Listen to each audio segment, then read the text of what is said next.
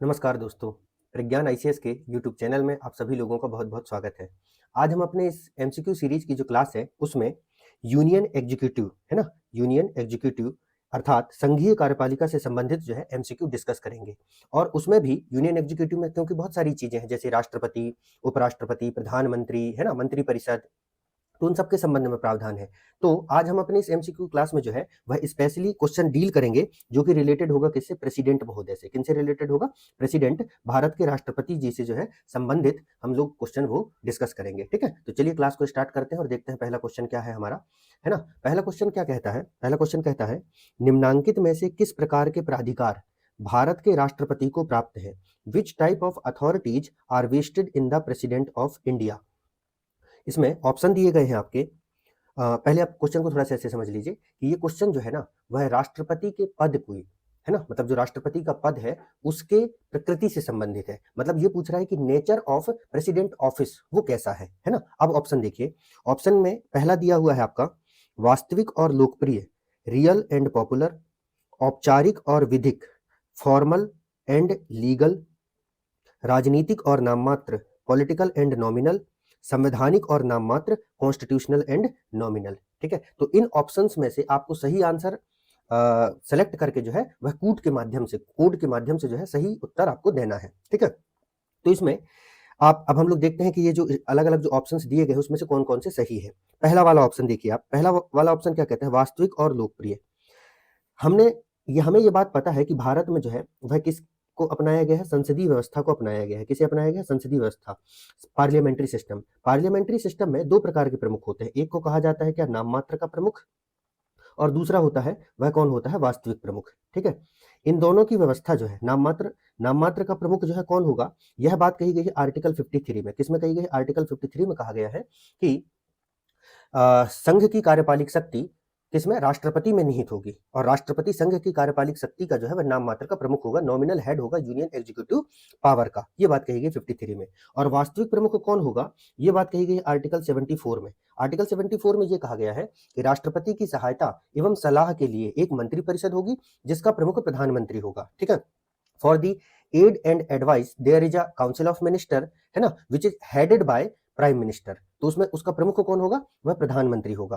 तो यहां पर आर्टिकल 74 ये कहता है कि वास्तविक शक्तियां जो होती हैं वह किस पर निहित होंगी? प्रधानमंत्री में निहित होंगी। और जो कार्यपालिका की नाम मात्र की शक्तियां हैं वह किस पे निहित होंगी? राष्ट्रपति महोदय पर निहित होंगी। ठीक है, तो पहला ऑप्शन हमारा गलत हो गया क्योंकि राष्ट्रपति महोदय जो है वास्तविक प्रमुख नहीं होते। चलिए, मतलब पहला स्टेटमेंट। दूसरा देखिए क्या कहता है कि जो राष्ट्रपति महोदय का जो पद है वह औपचारिक होता है ना, टिटुलर भी कहते हैं या इसी को सेरेमोनियल भी कह देते हैं, है ना, और विधिक होता है, लीगल होता है। ठीक है, फॉर्मल एंड लीगल होता है। तो ये वाला जो स्टेटमेंट है वो सही है। राष्ट्रपति, भारत के राष्ट्रपति का जो पद है वह औपचारिक है। भारत के राष्ट्रपति जो है भारत के एक सेरेमोनियल हेड होते हैं, है ना, औपचारिक प्रमुख होते हैं, और लीगल तो होते ही, विधिक प्रमुख तो वो है ही है। ठीक है, तो संविधान में सर्वोच्च पद के रूप में जो है उन्हें दर्जा प्राप्त है भारतीय संविधान के अंतर्गत। अब इसमें आप ये समझिए, जैसे औपचारिक पद में देखिए, अभी जैसे जो पुतिन जी हैं वो भारत आए हुए हैं, है ना, तो उनका स्वागत करना, मतलब जब कोई भी राष्ट्राध्यक्ष आ रहा है तो उनका स्वागत करना, या जैसे 26 जनवरी 15 अगस्त के समय में आपने देखा होगा कि जो लाल किले में जो परेड होती है उसकी सलामी भी जो है वह राष्ट्रपति महोदय को दिए जाते हैं। तो ये क्या है? राष्ट्र के, देश के जो है वह फॉर्मल हेड है। ठीक है ना, और साथ में संवैधानिक हेड भी है। नेक्स्ट ऑप्शन देखिए, राजनीतिक और नाम मात्र का। तो नॉमिनल तो ठीक है लेकिन पॉलिटिकल हेड नहीं होते हैं प्रेसिडेंट महोदय, राजनीतिक हेड नहीं होते हैं, है ना।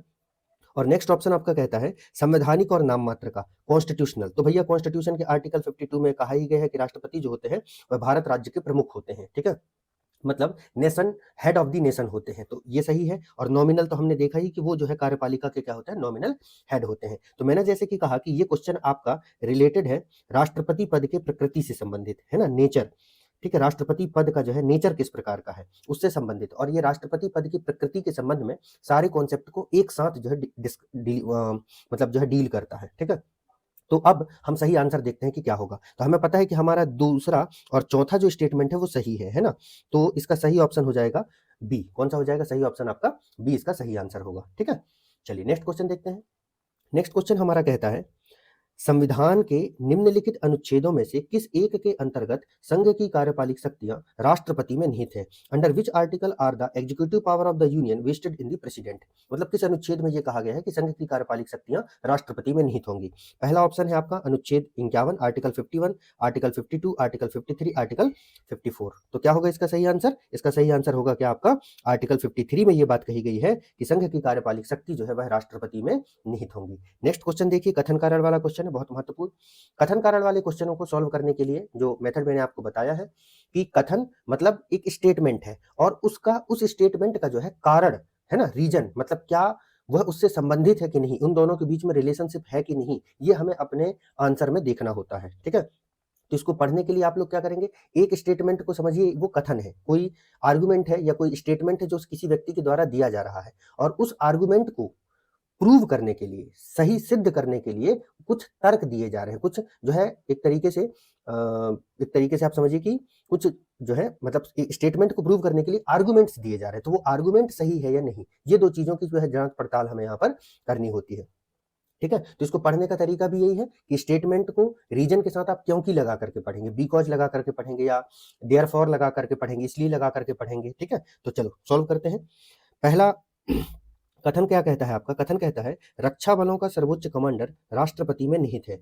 The supreme commander of the defence force is the president, है ना। और कारण क्या कहता है? प्रधान सेनापति की हैसियत से राष्ट्रपति की शक्तियां विधायी नियंत्रण से स्वतंत्र है।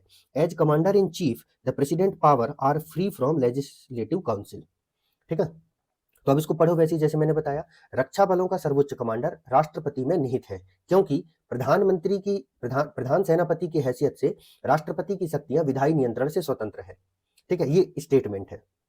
अब देखिए, इसमें से ये जो कथन है ये तो सही है भैया। आर्टिकल 53 का जो 2 है, सब क्लॉज 2 है, वह ये कहता है कि राष्ट्रपति महोदय वो जो है रक्षा के, है ना, रक्षा बलों के, डिफेंस के जो है वह सर्वोच्च कमांडर, सुप्रीम कमांडर होंगे, है ना। तो और साथ में जो तीनों जो रक्षा बल है, सुरक्षा बल है, ठीक है, उन तीनों के जो प्रमुख होते हैं उनकी नियुक्ति भी जो है राष्ट्रपति महोदय के द्वारा की जाती है। तो पहली बात, कथन तो सही है। अब दूसरा आता है कारण।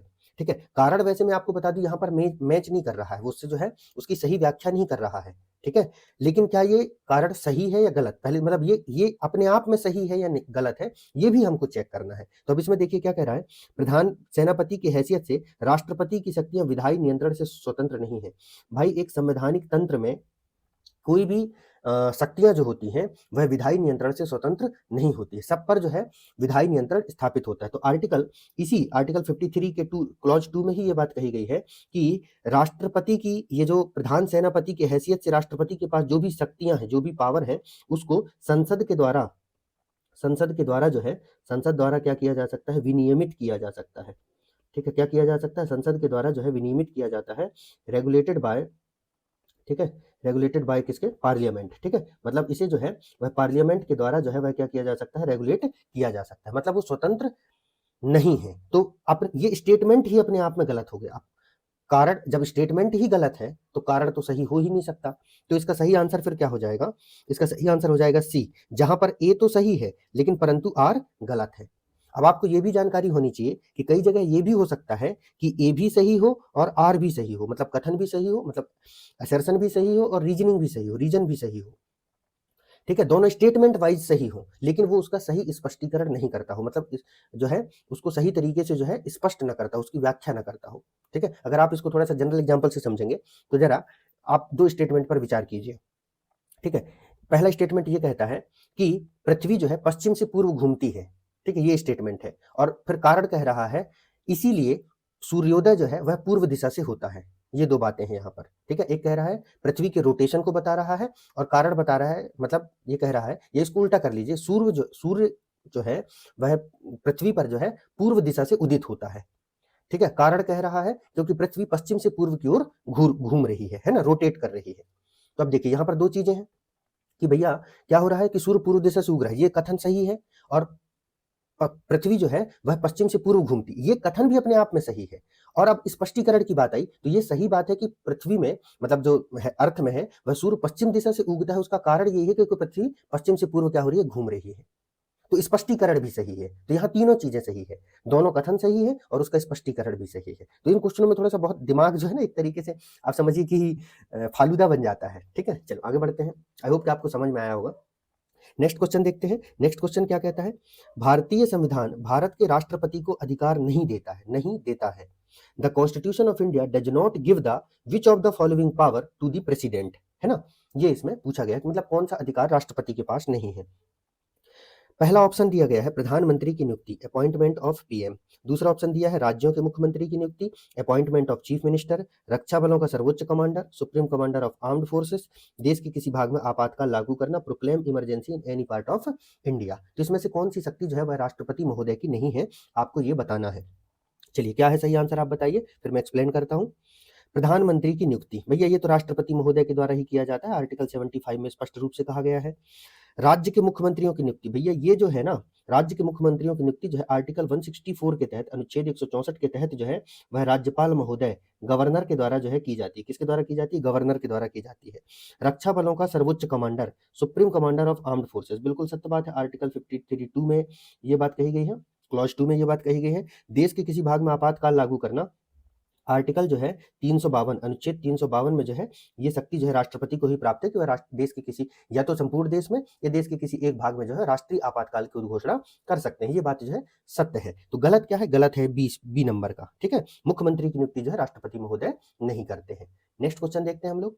फिर है असर्शन रीजनिंग का, आप समझ जाइए, इसमें आपको वही लॉजिक लगाना है कि सूर्य जो है पूर्व दिशा से उदित होता है ना, एक कथन है। दूसरा कथन है क्योंकि पृथ्वी जो है वह पश्चिम से पूर्व की ओर घूमती है, दूसरा कथन है। अब इसमें से ये हो सकता है कि दोनों कथन सही हो, दोनों कथन गलत हो, है ना, या एक कथन सही हो एक गलत हो और उसका सही स्पष्टीकरण, मतलब उसका जो रीजन दिया जा रहा है वो सही हो, है ना।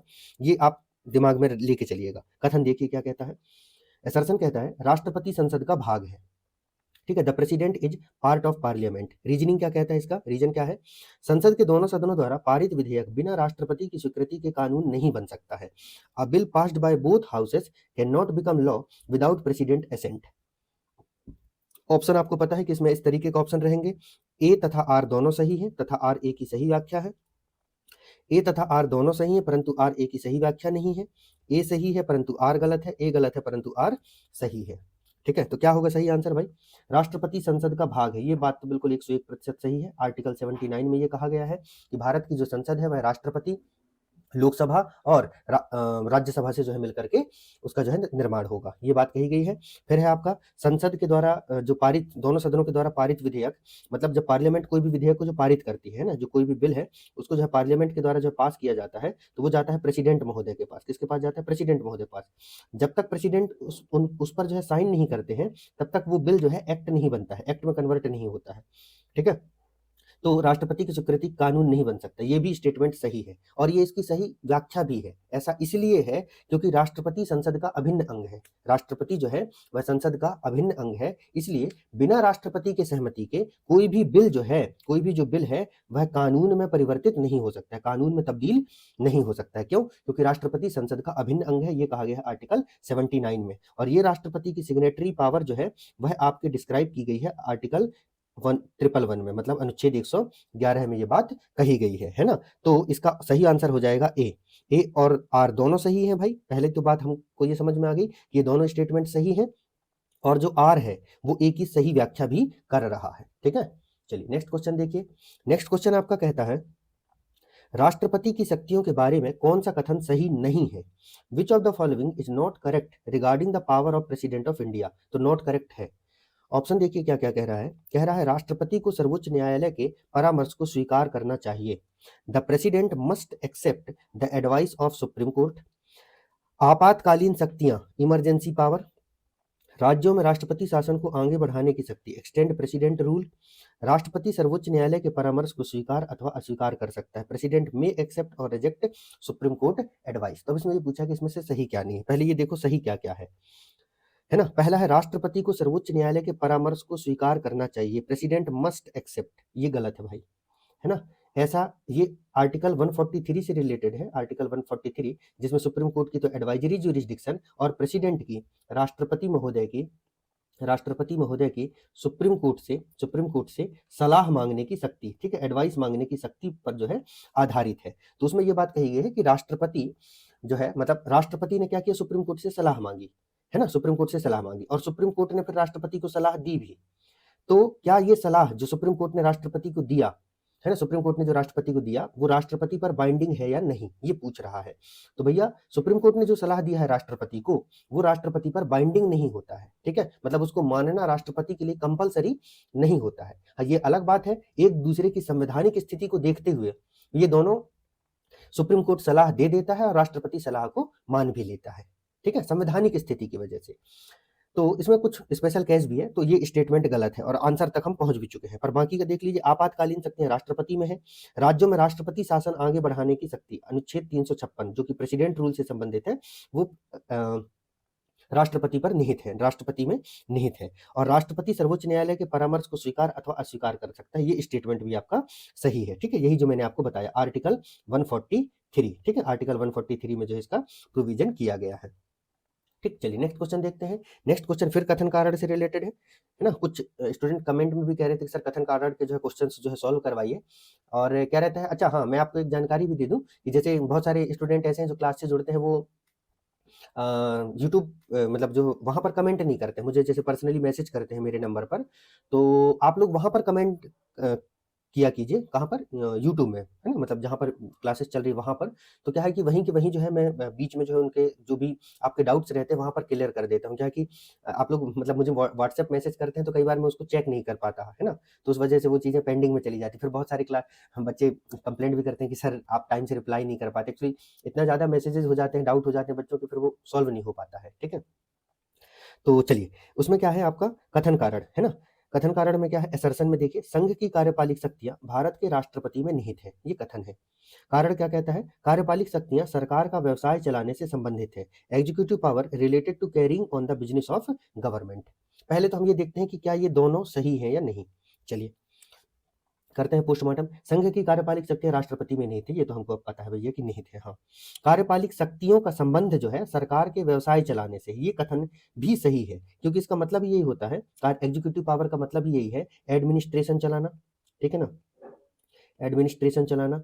पार्लियामेंट ने जो लॉ बनाए हैं उनको क्या करना, इंप्लीमेंट करना, मतलब उनको जो है लागू करवाना, मतलब इम्प्लीमेंटेशन, ठीक है, इम्प्लीमेंटेशन, ठीक है, उनको जो है लागू करवाने का काम भी जो है एक कार्यपालिका के द्वारा ही किया जाता है, ठीक। तो प्रशासनिक कार्य उनको लागू करना करवाना, नियम उपनियम बनाना, ये सारी चीजें जो है वह कार्यपालिका के द्वारा ही की जाती है। तो ये कथन अपने आप में तो सही है। अब ये देखते हैं कारण स्पष्टीकरण सही है कि नहीं। तो संघ की कार्यपालिक शक्तियां भारत के राष्ट्रपति में निहित है, क्योंकि कार्यपालिक शक्तियां सरकार का व्यवसाय चलाने से संबंधित। तो भैया स्पष्टीकरण सही नहीं है इसका, ठीक है, ये बात सत्य है, मतलब ये कारण, ये जो कथन है अपने आप में सत्य है, ये जो कथन है ये अपने आप में सत्य है, लेकिन ये कथन जो है, ये वाला जो कथन है, इस वाले कथन का मतलब कथन ए का स्पष्टीकरण नहीं है, मतलब सही से जो है व्याख्या नहीं कर रहा है ये, ठीक है। क्यों, क्योंकि ये जो काम है राष्ट्रपति में निहित होंगी, मतलब सारे काम राष्ट्रपति के नाम से किए जाएंगे।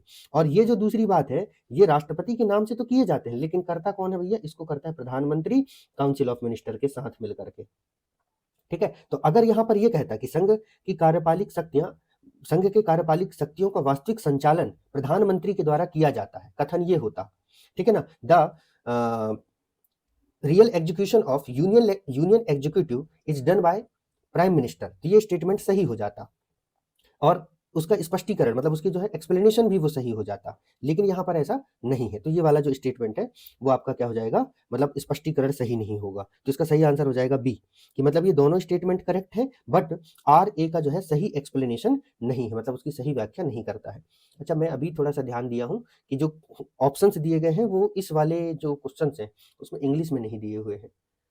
ओके ओके ओके, ठीक है, खैर इतना तो आप लोग समझ जाते हैं, है ना, जहां अगर किसी को समझ दिक्कत हो तो समझ जाइएगा, पूछ लीजिएगा, सॉरी। तो अब इसमें देखते अगला क्वेश्चन देखते, अगला क्वेश्चन क्या कहता है, राष्ट्रपति के निर्वाचन में राज्य का मुख्यमंत्री मतदान करने के लिए पात्र नहीं होता यदि, है ना, a chief minister of a state is not eligible to vote in the president election if, option है, वह स्वयं प्रत्याशी होता है, he himself is a candidate, उसे राज्य विधानमंडल के निचले सदन में अपना बहुमत सिद्ध करना शेष हो, he has yet to prove his majority in the lower house, वह राज्य विधानमंडल में उच्च सदन का सदस्य हो, he is member of the upper house of the state legislature. वह राज्य विधानमंडल में निम्न सदन का सदस्य हो, he is a member of the lower house of the state legislature. क्या होगा भैया ये सही आंसर? इस क्वेश्चन को जिस एग्जामिनर ने बनाया है, मैं तो सबसे पहले उनको अपना जो है नमन करना चाहूंगा। मतलब ये गागर में सागर जिसको कहते हैं ना, मतलब सैल्यूट है एग्जामिनर, जिस भी एग्जामिनर ने इस क्वेश्चन को सेट किया। उन्होंने यहाँ पर इस क्वेश्चन में जो है, आप ये समझिए कि यहाँ पर उन्होंने क्या हुआ, कितने सारे आर्टिकल को मिक्स करके एक क्वेश्चन बना दिया है। मतलब राष्ट्रपति के निर्वाचन है ना, राष्ट्रपति के निर्वाचन से संबंधित जितने भी कॉन्सेप्ट है उन सबको एक साथ मर्ज करके क्वेश्चन बना दिया। और अगर विश्वास मानिए आपने अगर अच्छे से नहीं पढ़ा है राष्ट्रपति के निर्वाचन के संबंध में, तो ऐसे क्वेश्चंस को डील करना ना एग्जामिनेशन हॉल में लगभग इम्पॉसिबल होता है ना। तो देखो इसमें क्या क्या चीजें वो इंक्लूड किया है। इसमें वो इंक्लूड किया है, सबसे पहले तो आपका इंक्लूड किया है आर्टिकल 54 को। किसको इंक्लूड किया है, मैं इसको यहाँ से लिखना शुरू करता हूँ। आर्टिकल 54 को इंक्लूड किया है, अनुच्छेद 54 को इंक्लूड किया है। इसके बाद उसने यहाँ पर जो है, हाँ, इंक्लूड किया गया है वह राज्य विधानमंडल में बहुमत वह स्वयं प्रत्याशी होता है। हाँ, इसमें इंक्लूड किया गया है आर्टिकल जो है 58 को, है ना। अब आप लोग रिकॉल भी करते चलिए कौन सी चीजें किस किस से संबंधित है, ठीक है। आर्टिकल 58 को, मतलब आर्टिकल 54 जो कि जो है निर्वाचन से संबंधित है, राष्ट्रपति के जो है निर्वाचन, और निर्वाचन में भी किससे, निर्वाचक मंडल से, है ना। तो निर्वाचन मंडल या निर्वाचक, इसको ऐसा कर लीजिए, निर्वाचक मंडल से संबंधित है ना। किससे संबंधित है, इलेक्टोरल कॉलेज से, इलेक्टोरल कॉलेज ऑफ प्रेसिडेंट से संबंधित है। और आर्टिकल 58 जो है आपको पता है कि यह राष्ट्रपति के पद की योग्यताओं से संबंधित है, मतलब जो है क्वालिफिकेशन से रिलेटेड है। किससे रिलेटेड है, क्वालिफिकेशन, मतलब कौन व्यक्ति जो है वह राष्ट्रपति बन सकता है उससे संबंधित है ना, पद की योग्यता से संबंधित है आर्टिकल 58, ठीक है। तो ये दो आर्टिकल को मिलाकर के इसमें एक साथ पूछा गया है। चलिए, तो आपको पता है कि अगर ही हिमसेल्फ इज अ कैंडिडेट, तो अगर कोई व्यक्ति, ठीक है, अगर किसी भी केंद्र या राज्य के अधीन किसी सेवा में है, तो यहां पर उसको जो है क्वालिफिकेशन के अंतर्गत लाभ का पद माना जाता है। क्या माना जाता है, लाभ का पद, ऑफिस ऑफ प्रॉफिट माना जाता है। और जो भी व्यक्ति लाभ का पद धारण करता है वह राष्ट्रपति का चुनाव नहीं लड़ सकता। लेकिन यहां पर एक्सेप्शन है कि प्रेसिडेंट, वाइस प्रेसिडेंट, गवर्नर, है ना, governor and ministers of centre and state, they are not considered as a office of profit. मतलब इनको रट्टा मार लेना, राष्ट्रपति, उपराष्ट्रपति, केंद्र और राज्य के अंतर्गत आने वाले जो मंत्री है ये लाभ के पद में शामिल नहीं होते। इसके अलावा आप कोई भी पद धारण करते हैं, आप सांसद हैं, ठीक है, आप विधायक हैं, आप जो है कोई आईएएस अधिकारी हैं, आईपीएस अधिकारी हैं, किसी सरकारी, आप इलेक्शन कमिश्नर हैं, कुछ भी है, तो ये सब लाभ के पद के अंतर्गत आते हैं। मतलब आपको राष्ट्रपति का इलेक्शन लड़ने के पहले आपको अपने पद से इस्तीफा देना पड़ेगा, लेकिन इन पदों को लाभ के पद के अंतर्गत नहीं माना जाता। तो वह स्वयं प्रत्याशी होता है। तो ये स्टेटमेंट जो है वह क्या हो जाएगा, राष्ट्रपति राज्य का मुख्यमंत्री मतदान के पात्र नहीं होता यदि, तो ये होता है भैया, तो ये तो नहीं होगा, है ना, मतलब क्योंकि वो लाभ का पद नहीं माना जाएगा। नेक्स्ट है, उसे राज्य विधानमंडल के निचले सदन में अपना बहुमत सिद्ध करना शेष हो। कोई बात नहीं है, तो वो मंत्री और जो है राज्य विधानमंडल का जो है वह क्या है, निर्वाचित सदस्य है, बहुमत सिद्ध करना शेष हो, तो ये क्लॉज उसमें लागू नहीं होता। उसमें कहा भी गया है कि पद की रिक्तियों या इनसे संबंधित प्रावधान लागू नहीं होंगे। वह राज्य विधानमंडल में उच्च सदन का सदस्य हो, ठीक है, और वह राज्य विधानमंडल में निम्न सदन का सदस्य हो। अब अगर आपको निर्वाचक मंडल किससे मिलकर के बनेगा, अगर ये बात पता है, अभी मैं डिटेल नहीं बताता क्योंकि इसके आगे आने वाले जो क्वेश्चन है उसमें ये सब आपको मिल जाएगा। तो जो व्यक्ति राज्य विधानमंडल में उच्च सदन का सदस्य है, मतलब राज्य विधान परिषद का सदस्य है, किसका सदस्य है, राज्य विधान परिषद का सदस्य है, ठीक है, तो वह व्यक्ति जो है राष्ट्रपति के निर्वाचन में भाग नहीं लेता, चाहे वह निर्वाचित हो चाहे वह मनोनीत हो। तो इसका सही आंसर हो जाएगा सी। मतलब अगर मुख्यमंत्री जो है राज्य विधान परिषद के सदस्य हैं तो वो राष्ट्रपति के निर्वाचन में भाग नहीं ले सकते, पात्र नहीं होंगे, ठीक है ना, एलिजिबल नहीं होंगे। और अगर निम्न सदन का है मतलब विधानसभा के हैं तब तो कोई दिक्कत की बात ही नहीं है, ठीक है। तो ये इतने सारे कॉन्सेप्ट्स को मिला करके, मतलब फिर अगेन एग्जामिनर को सैल्यूट भैया, इतना बढ़िया क्वेश्चन बनाने के लिए। मतलब ऐसा क्वेश्चन पढ़ के तो मुझे अंतरात्मा बिल्कुल खुश हो जाती है, मतलब मजा ही आ जाता है, ठीक है, कि वाह यार क्या क्वेश्चन बनाया है। चलो नेक्स्ट क्वेश्चन देखते हैं हम लोग। नेक्स्ट क्वेश्चन क्या कहता है, देखिए उससे रिलेटेड क्वेश्चन ही आ गया। भारत में राष्ट्रपति के चुनाव के लिए चुनाव मंडल के सदस्य होते हैं, निर्वाचक मंडल के सदस्य होते हैं। Member of the electoral college for electing the president of India are, ठीक है, मतलब प्रेसिडेंट ऑफ इंडिया को इलेक्ट करने का किया जाता है, तो उसके चुनाव निर्वाचक मंडल में कौन कौन सदस्य होते हैं। ठीक, एक मिनट रुकिएगा। अच्छा, यहाँ मैंने थोड़ा सा इलेक्टोरल की स्पेलिंग गलत लिख दी थी, है ना, ठीक है, उसके लिए माफी चाहूंगा।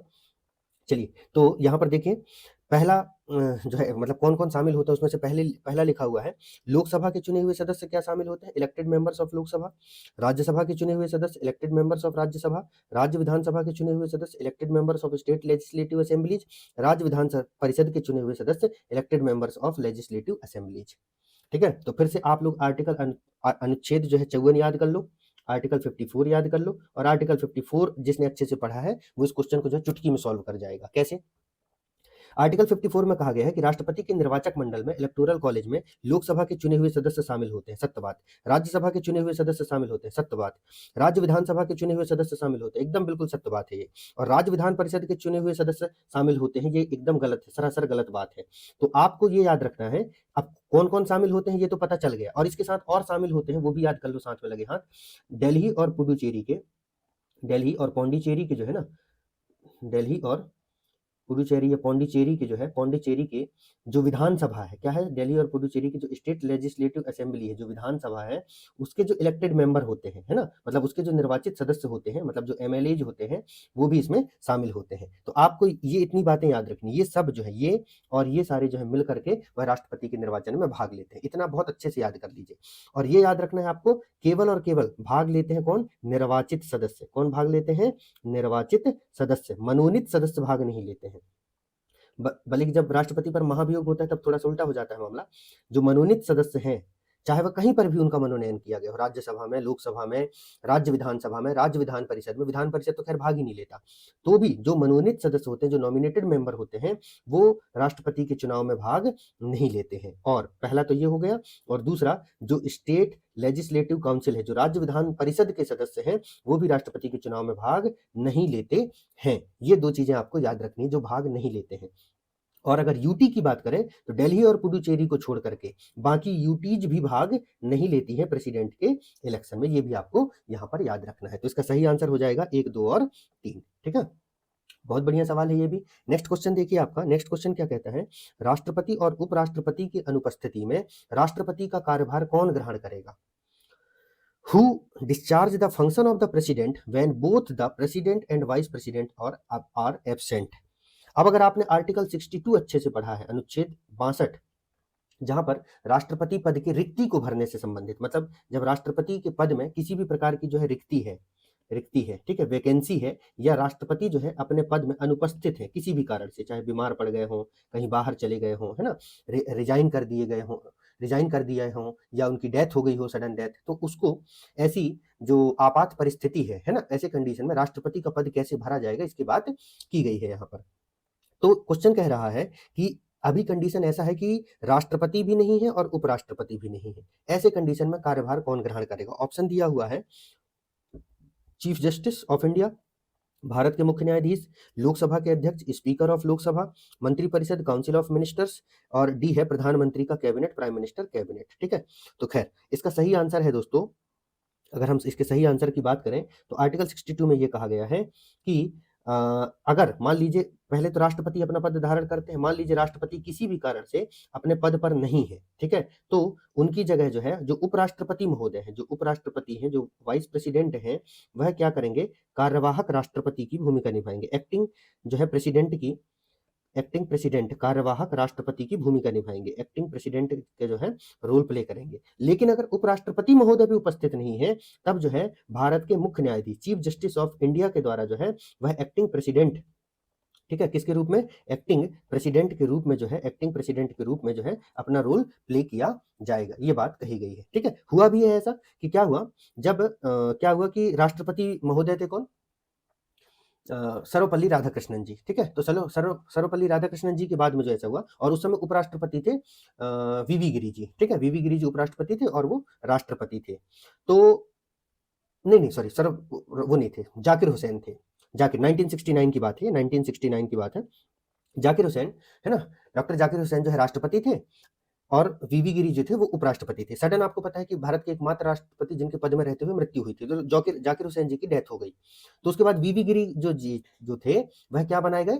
आपके जो है उपराष्ट्रपति बनाए गए, कार्यवाहक उपराष्ट्रपति बनाए गए। अब इसी आर्टिकल में ये कहा गया है कि अगर राष्ट्रपति का पद रिक्त हो जाए तो 6 महीने के भीतर जो है वह चुनाव करा लेना होगा, ठीक है। और उस समय लाभ का पद डिफाइन नहीं था कि लाभ के पद में क्या शामिल होगा और क्या नहीं होगा।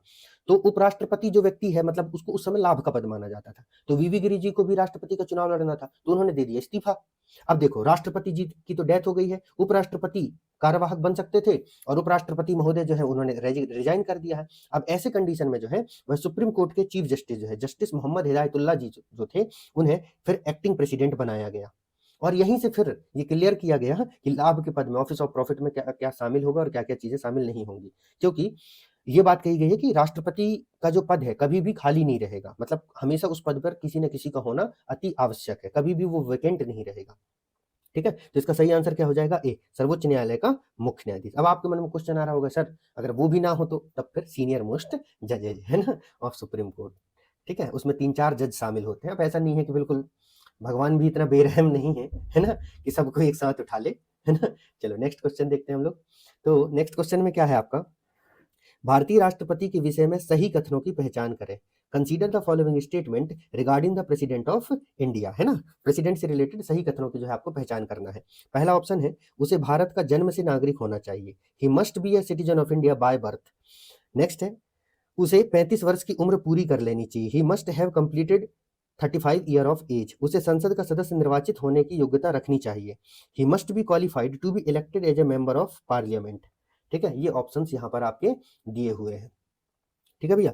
तो अब हम लोग इसमें देखते हैं कि इसमें से क्या पूछा हुआ है। इसमें से पूछा हुआ है कि इसमें से करेक्ट कौन कौन सा है ना, मतलब कौन कौन से ऑप्शन जो है वो करेक्ट है, ठीक है। सही कूट क्या क्या है, ठीक है, सही आंसर आपको इसमें बताना है। चलिए देखते हैं, कूट आपके यहाँ पर दिए हुए हैं, है ना, कि क्या केवल एक सही है, क्या केवल एक सही है, क्या केवल दो सही है, क्या केवल एक और दो दोनों सही है, क्या एक और दो सही है, और क्या एक और तीन सही है, ठीक है। ये ऑप्शन यहाँ पर आपके दिए हुए हैं, आपको बताना है। चलो, उसे भारत का नागरिक जन्म से उसे भारत का जन्म से नागरिक होना चाहिए। आर्टिकल 58 पढ़ लो अच्छे से, है ना। आर्टिकल 58 में आपको पता है उसमें कहा गया है कि वह भारत का नागरिक होना चाहिए, लेकिन भारत के राष्ट्रपति के संदर्भ में जन्म से नागरिकता का प्रावधान जो है वह भारत में लागू नहीं होता है। मतलब कोई भी व्यक्ति जो भारत का नागरिक है, चाहे वह नागरिकता उसे जन्म से प्राप्त हुई हो, है ना, जन्म से, या फिर वह नागरिक बना हो, मतलब चाहे पंजीकरण के थ्रू या किसी अन्य माध्यम से जो है वह नागरिक बना है, दोनों कंडीशन में वह राष्ट्रपति का चुनाव लड़ सकता है। हमारे यहाँ जन्म से नागरिकता का प्रावधान नहीं है। मतलब ये जो प्रावधान है वो अमेरिका का, मतलब अमेरिका में वही व्यक्ति अमेरिका का राष्ट्रपति बन सकता है जो जन्म से अमेरिका का नागरिक रहा हो, लेकिन भारत में ऐसा नहीं है। जैसे सपोज करो सोनिया गांधी जन्म से जो है वह भारत के नागरिक नहीं रही, उन्होंने नागरिकता ग्रहण की है भारत की, लेकिन कल को कांग्रेस की सरकार बन जाए तो होगा ही ऐसा, मतलब मे बी, है ना, ऐसा हो जाए कि उनको जो है सोनिया गांधी जी को जो है राष्ट्रपति बना दिया जाए। वैसे तो ज्यादा दावेदार जो है खड़गे जी है, ठीक है, लेकिन हो सकता है सोनिया गांधी जी को बना दिया जाए तो सोनिया गांधी जी बन सकती है। लेकिन अगर अमेरिका होता, भारत अमेरिका की जगह होता, तो अमेरिका में ऐसा नहीं है। अमेरिका में वही व्यक्ति राष्ट्रपति बन सकता है जिसके पास अमेरिका की जन्मजात नागरिकता है। तो ये स्टेटमेंट गलत हो गया, है ना। सही कथनों की पहचान करना है तो भैया ये गलत कथन है। दूसरा देखिए, उसे 35 वर्ष की उम्र पूरी कर लेनी चाहिए, ये सही है भैया, ये बात सत्य है कि कोई व्यक्ति भारत का राष्ट्रपति तभी बनेगा जब वो 35 वर्ष की उम्र पूरी कर ले। फिर उसे संसद का सदस्य निर्वाचित होने की योग्यता रखनी चाहिए। देखो, ये आधा सही है, क्योंकि उसमें स्पष्ट रूप से कहा है कि जिस व्यक्ति को राष्ट्रपति के रूप में नियुक्त होना है उसे लोकसभा के सदस्य बनने की, किसकी, लोकसभा के सदस्य होने की योग्यता होनी चाहिए, सदस्य होने की योग्यता जो है होनी चाहिए, ठीक है, सदस्य बनने की जो है योग्यता होनी चाहिए, लोकसभा का सदस्य बनने की। और संसद का मतलब तो भैया ये लिखा है ना संसद, तो संसद का मतलब तो दोनों चीजें हो जाती है ना मेरे भाइयों, इसमें लोकसभा और राज्यसभा दोनों आ जाती है। और राष्ट्रपति के संदर्भ में राज्यसभा की बात तो नहीं की गई है, वो अलग बात है योग्यता हो, लेकिन लोकसभा की बात स्पष्ट रूप से कही गई है, राज्यसभा के लिए तो नहीं कहा गया है, ठीक है। तो उम्र को छोड़कर, और ये भी बात याद रखना, उम्र को छोड़कर, और हाँ, इन दोनों के जो है सदस्य बनने की योग्यताओं में थोड़ा थोड़ा सा अंतर भी है, इसलिए लोकसभा को जो है स्पष्ट रूप से ये बात कही गई है। तो ये स्टेटमेंट देखने में तो सही लगता है कि हाँ यार लोकसभा का है, तो कई लोग लगा लेते हैं कि संसद, इसीलिए एग्जामिनर ने इसको इस तरीके से रखा और इस क्वेश्चन को रिपीट भी किया, एक बार दिया, जब उसको आया कि वाह बच्चे तो फंस रहे हैं इस क्वेश्चन में, है ना, तो चलो क्यों ना इसको फिर से पूछा जाए, और फिर उसको पूछा उसने। तो इसका सही आंसर है केवल दो, ठीक है, क्योंकि अगर यहाँ संसद की जगह लोकसभा होता तो ये तीसरा स्टेटमेंट भी सही हो जाता, लेकिन संसद में लोकसभा और राज्यसभा दोनों आते हैं। ठीक है, कई लोग ये भी कह सकते हैं कि मान लो अब अगर आप ऑप्शंस को पकड़ना चाहते हैं तो आप ऐसे भी पकड़ सकते हैं कि देखिए ए तो गलत है, तो एक इसको काट दो, इसको काट दो और इसको काट दो, एलिमिनेशन से भी सही हो जाएगा। ठीक है, अच्छा यहाँ एलिमिनेशन भी लग जाएगा। ठीक है, चलो नेक्स्ट क्वेश्चन देखते हैं। नेक्स्ट क्वेश्चन क्या कहता है, राष्ट्रपति के चुनाव में विवाद होने पर मामला कहां जाएगा? Any dispute regarding the presidential election is referred to, मतलब अगर कोई डिस्प्यूट हो गया तो वो कहां जाएगा, किसके पास जाएगा? क्या वो भारत के महाधिवक्ता के पास जाएगा, अटॉर्नी जनरल ऑफ इंडिया, संसद को जाएगा, पार्लियामेंट को जाएगा, भारत के सर्वोच्च न्यायालय को जाएगा, सुप्रीम कोर्ट ऑफ इंडिया को जाएगा, इनमें से कोई नहीं। तो भैया कौन जो है राष्ट्रपति के निर्वाचन के संबंधित जो विवाद है उसका समाधान किया जाता है, किसके द्वारा किया जाता है? चलिए बताइए। तो इसका सही आंसर है दोस्तों सी, है ना। ये बात जो है आर्टिकल 72 में कही गई है कि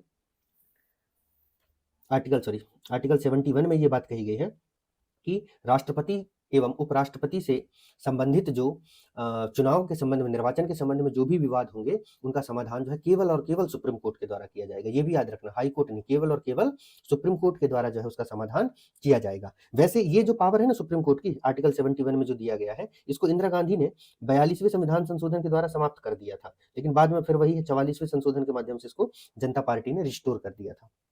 ठीक है, एक दो दिन में संविधान संशोधन वाली क्लास भी आने वाली है, आप सब लोग देखिएगा, बहुत बढ़िया क्लासेस रहेंगी वो। ठीक है, चलिए नेक्स्ट क्वेश्चन देखते हैं। नेक्स्ट क्वेश्चन क्या कहता है, राष्ट्रपति के उम्मीदवार के लिए क्या आवश्यक नहीं है? Which of the following is not necessary for a presidential candidate, मतलब आपको मान लो आप राष्ट्रपति बनना चाहते हो तो आपके लिए क्या जरूरी नहीं है, जान लो, आज ही जान लो। पहले तो 35 वर्ष का जो है एज, आयु 35 वर्ष, तो आप सब लोगों की तो हो ही जाएगी सरकारी नौकरी की तैयारी करते करते। ठीक है, नेक्स्ट है पढ़ा लिखा हो, शुड बी एजुकेटेड। संसद, अब संसद में देखो स्पष्ट रूप से लिखा है लोकसभा का सदस्य चुने जाने की योग्यता, क्वालिफिकेशन ऑफ लोकसभा मेंबरशिप, और देश का नागरिक हो, सिटीजन ऑफ इंडिया हो।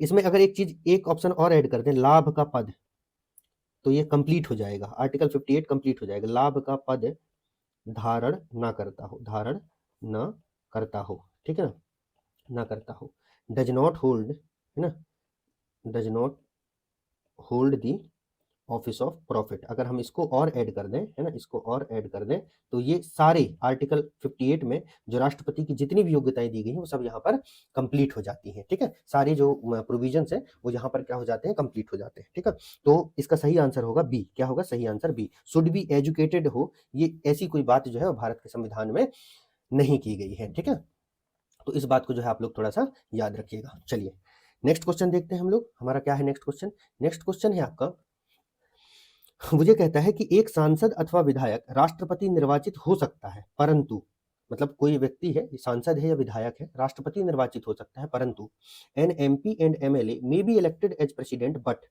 पहला ऑप्शन दिया है चुनाव लड़ने से पूर्व त्यागपत्र देना होगा, must resign before contesting the election. देखो लाभ के पद के संबंध में क्वेश्चन पूछ लिया उसने। ठीक है, पर क्वेश्चन को थोड़ा सा बढ़िया फ्रेम करके पूछा गया है। तो ऐसा है कि हम कॉन्सेप्ट पढ़ते हैं और कॉन्सेप्ट को जो है उसका प्रैक्टिकल एप्लीकेशन कैसे होता है ये हमें PYQ लगाने से पता चलता है। सेकंड ऑप्शन है निर्वाचन के 6 माह के अंदर सदस्यता छोड़नी होगी, must resign within 6 month of being elected, निर्वाचित होते ही तुरंत त्यागपत्र देना होगा, must resign immediately upon being elected. एक सांसद चुनाव लड़ सकता है परंतु विधायक नहीं, an MP can contest election but not a MLA। ठीक है, तो आपको इसमें से ये बताना है कि सही क्या है ना। राष्ट्रपति चुनाव निर्वाचित हो सकता है परंतु उसे कौन सा नियम फॉलो करना होगा। तो पहला तो आप ये देख लीजिए गलत क्या क्या है। एक सांसद चुनाव लड़ सकता है परंतु विधायक नहीं, ये गलत है भाई, दोनों चुनाव लड़ सकते हैं, क्यों नहीं लड़ सकते, बस उम्र 35 साल हो जाए, है ना। चुनाव लड़ने से पूर्व त्यागपत्र देना होगा और निर्वाचन के लिए 6 माह के अंदर सदस्यता छोड़नी होगी। तो इसका सही आंसर जो है अगर हम देखें तो चुनाव लड़ने से पूर्व त्यागपत्र देना होगा, ये तो गलत होगा, है ना, ऐसा नहीं है। फिर निर्वाचन के 6 माह के अंदर सदस्यता छोड़नी होगी, ये भी गलत है। ठीक है, 6 माह के नहीं, तुरंत छोड़ना होता है, हाँ ये वाला सी सही आंसर होगा। निर्वाचित होते ही तुरंत त्यागपत्र देना होगा, must resign immediately upon being elected. मान लीजिए कोई व्यक्ति है जो MP है या MLA है, ठीक है, MP या MLA है, और अगर वो राष्ट्रपति का चुनाव जीत जाए, मतलब राष्ट्रपति के लिए जो है वह क्या हुआ, इलेक्शन में पार्टिसिपेट कंटेस्ट किया और वह जो चुनाव जीत जाता है, तो उसके तुरंत बाद जो है उसे अपने पद को त्यागना होता है, ठीक है, या तो खुद ही रिक्त समझ लिया जाता है, क्योंकि इसमें कहा गया है आपके आर्टिकल 58 में ही ये बात कही गई है कि राष्ट्रपति जो होते हैं, जो प्रेसिडेंट महोदय जो होते हैं, वह किसी भी सदन के, चाहे वह पार्लियामेंट हो चाहे वह राज्य विधानमंडल हो, किसी भी सदन के जो है सदस्य नहीं होते, मेंबर जो है नहीं होते हैं, ठीक है, सदस्य नहीं होते हैं। तो कोई व्यक्ति जो अगर एमपी है या एमएलए है और वह अगर राष्ट्रपति का चुनाव जीत जाता है, तो तुरंत उसे अपना पद से त्याग पत्र देना होता है, ठीक है, या तो रिक्त समझ लिया जाता है उसमें, अगर उसने राष्ट्रपति का पद धारण कर लिया तो, ठीक है। बाकी निर्वाचन के 6 माह अंदर की तो ये नहीं, चुनाव लड़ने से पूर्व उसको त्याग पत्र देने की जरूरत नहीं है, क्योंकि मैंने आपको बताया कि ये जो प्रतिनिधि होते हैं, इन्हें लाभ के पद के अंतर्गत कंसीडर नहीं किया जाता है ना। चलिए नेक्स्ट क्वेश्चन देखते हैं हम लोग। आपका नेक्स्ट क्वेश्चन क्या कहता है, राष्ट्रपति चुनाव में उपयोग की जाने वाली जनसंख्या किस जनगणना पर आधारित है? The population considered for president election is based on which census? मतलब राष्ट्रपति के चुनाव के लिए जो जनसंख्या की गणना की जाती है, जनसंख्या की जो जनगणना है, वह किस पर आधारित है? ऑप्शन है आपके census of 1991, census of 1981, census of 1971, census of 1961। तो किस पर ये आधारित है, ये पूछा हुआ है। तो आपको इसका सही आंसर तो पता ही होगा, इसका सही आंसर है सी, 1971 की जनगणना पर आधारित है, ठीक है, ये बात इसमें कही गई है। एक्चुअली क्या है, आपको पता है कि परिसीमन वैसे तो हर जो है उसमें जो है आपका जनगणना के बाद जो है परिसीमन डिलिमिटेशन का प्रावधान है, मतलब सीटों जनगणना के आधार पर जनसंख्या के आधार पर जो है वह क्या किया जाता है, रिप्रेजेंटेशन प्रतिनिधित्व को जो है तय किया जाता है कॉन्स्टिट्यूएंसी में। तो यहाँ पर क्या हुआ था जो राष्ट्रपति का निर्वाचन होता है, मतलब क्योंकि राष्ट्रपति का निर्वाचन जो है आपको पता है सांसद एमपी और एमएलए करते हैं, इलेक्टेड एमपी और एमएलए करते हैं, तो उसके लिए जो एमपी एमएलए की बीच मतलब उसमें जनगणना की जो काउंटिंग की जाएगी वो 1971 के जनगणना के आधार पर की जाएगी। और इसे जो है इस बात को कि ये 1971 के जनगणना के आधार पर होगा, इसको 42वें संशोधन के द्वारा, ठीक है, 42nd कॉन्स्टिट्यूशनल अमेंडमेंट के द्वारा जो है ऐड किया गया था। और फिर बाद में इसे 2026 तक, कब 2026 तक जो है वह क्या कर दिया गया है, फिक्स कर दिया गया है, मतलब 2026 तक जो है इसमें कोई परिवर्तन नहीं होगा। तो यहाँ पर राष्ट्रपति के चुनाव में जनसंख्या की जनगणना की क्या जरूरत पड़ती है? एक्चुअली राष्ट्रपति के चुनाव में जब हम मत मूल्य निकालते हैं, वोट वैल्यू निकालते हैं, है ना, जब मत मूल्यों की गणना की जाती है, वोट वैल्यू काउंट किया जाता है, वोट वैल्यू काउंट किया जाता है, तो वहां पर जो है हमें जो है जनगणना जनसंख्या की आवश्यकता होती है, क्योंकि इसके लिए फॉर्मूला आपने पढ़ा होगा कि एक एमएलए का जो वोट वैल्यू होता है, अगर मैं वोट वैल्यू की बात करूं तो vote value is equal to, इसको इस तरीके से किया जाता है, टोटल ऑफ स्टेट, मतलब राज्य की कुल जनसंख्या अपॉन, ठीक है, टोटल इलेक्टेड एमएलएज इन दी स्टेट, मतलब उस राज्य में जो है वह जितने भी इलेक्टेड एमएलए हैं उनकी संख्या मल्टीप्लाइड बाई 1/1000, ये फॉर्मूला होता है, पीएससी के एग्जाम में ये फॉर्मूला भी पूछा हुआ है, ठीक है। तो यहाँ पर ये जो लिखा है ना टोटल पॉपुलेशन, ये जो टोटल पॉपुलेशन की जो बात की गई है यहाँ पर, ये टोटल पॉपुलेशन 1971 की जनगणना, ठीक है। मान लीजिए अगर मध्य प्रदेश का निकालना है और मध्य प्रदेश का जो 1971 में मान लो जनसंख्या 1.5 करोड़ रही हो, कितनी रही हो, बहुत कम ही हो जाएगा, मान लो कितनी रही हो, 3 करोड़ रही हो, ठीक है ना, 3 करोड़ रही हो, तो अभी जो वोट वैल्यू निकाली जाएगी वो 3 करोड़ जनसंख्या के आधार पर निकाली जाएगी, ना कि 7-8 करोड़ जनसंख्या जो कि अभी प्रेजेंट में है, ठीक है, इस बेसिस पर नहीं निकाली जाएगी, ये इसके कहने का मतलब है, ठीक है। तो 1971 की जनगणना को इस पर जो है आधार बनाया गया है, ठीक है। चलिए ये चीज याद रखिएगा आप लोग। नेक्स्ट क्वेश्चन देखते हैं हम लोग। नेक्स्ट क्वेश्चन आपका कहता है राष्ट्रपति के पुनः निर्वाचन की योग्यता किस अनुच्छेद में है? Which article provide for eligibility of reelection to the office of president, मतलब कोई व्यक्ति जो है वह पुनः निर्वाचित हो सकता है आर्टिकल 52 में, आर्टिकल 54 में, आर्टिकल 55 में, आर्टिकल 57 में। क्या है भैया इसका सही आंसर? इसका सही आंसर है डी, आर्टिकल 57 में ये बात कही गई है कि कोई भी व्यक्ति राष्ट्रपति पद के लिए कितनी बार भी, जितनी बार वो चाहे निर्वाचित हो सकता है, जब तक उसकी सांसें चल रही है तब तक वह भारत का राष्ट्रपति निर्वाचित हो सकता है, उसमें कोई दिक्कत नहीं है। बस ये है कि उसकी बस वो पद की योग्यता रखता हो, भारत का नागरिक हो, 35 की उम्र पूरी कर लिया हो, ठीक है, लाभ का पद धारण ना करता हो, और साथ में क्या है आपका जो लोकसभा के सदस्य बनने के लिए योग्य हो। तो ऐसा भी कोई भी व्यक्ति आर्टिकल 57 के तहत जो है कितनी बार, जितनी बार चाहे उतनी बार भारत का राष्ट्रपति बन सकता है। लेकिन अमेरिका में ऐसा है कि अमेरिका में एक व्यक्ति, अगर हम अमेरिका की बात करें तो अमेरिका में एक व्यक्ति जो है वह अमेरिका का राष्ट्रपति केवल 2 बार बन सकता है। इसीलिए इस बार डोनाल्ड ट्रंप जो है आतंक मचा करके रखे हैं, क्योंकि उनका लास्ट टर्म है, इसके बाद वो चाह के भी राष्ट्रपति नहीं बन सकते, एक व्यक्ति केवल 2 ही बार राष्ट्रपति बन सकते हैं, ठीक है। पहले रूस में भी यही था, चाइना में भी यही था, लेकिन इन लोगों ने पहले ही अपने कॉन्स्टिट्यूशन को बदल लिया है कि हम शी जिनपिंग को देखो, हम तो जब से जानते हैं तब से शी जिनपिंग चीन के राष्ट्रपति हैं, पुतिन जो है रसिया के राष्ट्रपति हैं, है ना। तो उस तरीके से खैर नेक्स्ट देखते हैं हम लोग। नेक्स्ट क्वेश्चन क्या कहता है, भारतीय राष्ट्रपति संबंधी कौन सा कथन सही नहीं है, which of the following is not correct about the president of India. ठीक है, उसके संबंध में सही नहीं है। पहला ऑप्शन है वह संसद का एक संगठक भाग है, he is an integral part of parliament, वह दोनों सदनों में चर्चा में भाग लेता है, he participate in discussion in both houses, वह प्रत्येक वर्ष दोनों सदनों की संयुक्त बैठक को संबोधित करता है, he address the joint sitting every year, वह किन्हीं परिस्थितियों में अध्यादेश लागू कर सकता है, he can issue ordinance under certain circumstances. तो हमसे क्या पूछा है कि सही नहीं है, हमसे ये पूछा गया है, मतलब कौन सा स्टेटमेंट जो है वह सही नहीं है। तो he is integral part of parliament, ये तो सही है ना, आर्टिकल 79। वह दोनों सदनों में चर्चा में भाग लेता है, अरे नहीं भाई, वो चर्चा वर्चा में भाग नहीं लेता है, ठीक है। राष्ट्रपति महोदय जो है सदन की चर्चा में भाग नहीं लेते हैं, है ना। उसके लिए जो सांसद महोदय हैं, सांसद, लोकसभा स्पीकर, ये सभी जो है अपना काम करते रहते हैं। वह प्रत्येक वर्ष दोनों सदनों की संयुक्त बैठक को संबोधित करता है, ये बिल्कुल एकदम सत्य बात है, ठीक है। ये बात कही गई है कि राष्ट्रपति महोदय प्रत्येक न्यूली इलेक्टेड जो है आम सभा मतलब लोकसभा को, और सत्र के प्रारंभ में मतलब वर्ष में सत्र के प्रारंभ में जो आपका जो है बजट सेशन होता है, जो शुरू का होता है, उसको वह क्या करेगा, उसकी ज्वाइंट सिटिंग को क्या किया जाता है, उनके द्वारा एड्रेस किया जाता है, संबोधित किया जाता है। तो एक तो जब नई लोकसभा बनती है तब एड्रेस करता है, और जब भी सेशन स्टार्ट होता है ईयर का, जो कि बजट सेशन होता है, उसको फिर वो एड्रेस करते हैं। जैसे अभी चल रहा है, आज लास्ट सेशन है पार्लियामेंट का, ठीक है, मतलब जो विंटर सेशन चल रहा है, शीतकालीन सत्र चल रहा है, उसकी आज लास्ट बैठक है, उसके बाद फिर ये समाप्त हो जाएगी, ठीक है। फिर उसके बाद जो बजट सेशन रहेगा वो साल का, वो अब 2026 का सेशन हो गया, 2025 के सेशन समाप्त हो गए। और किन्हीं परिस्थितियों में अध्यादेश लागू कर सकता है, किस आर्टिकल में, कमेंट में बताओ, अभी मैं नहीं बताऊंगा, नहीं आंसर आगे का क्वेश्चन का पता चल जाएगा आपको। नेक्स्ट देखते हैं हम लोग। नेक्स्ट क्या कहता है, भारत में राष्ट्रपति का चुनाव कैसे होता है, how is the president of India elected.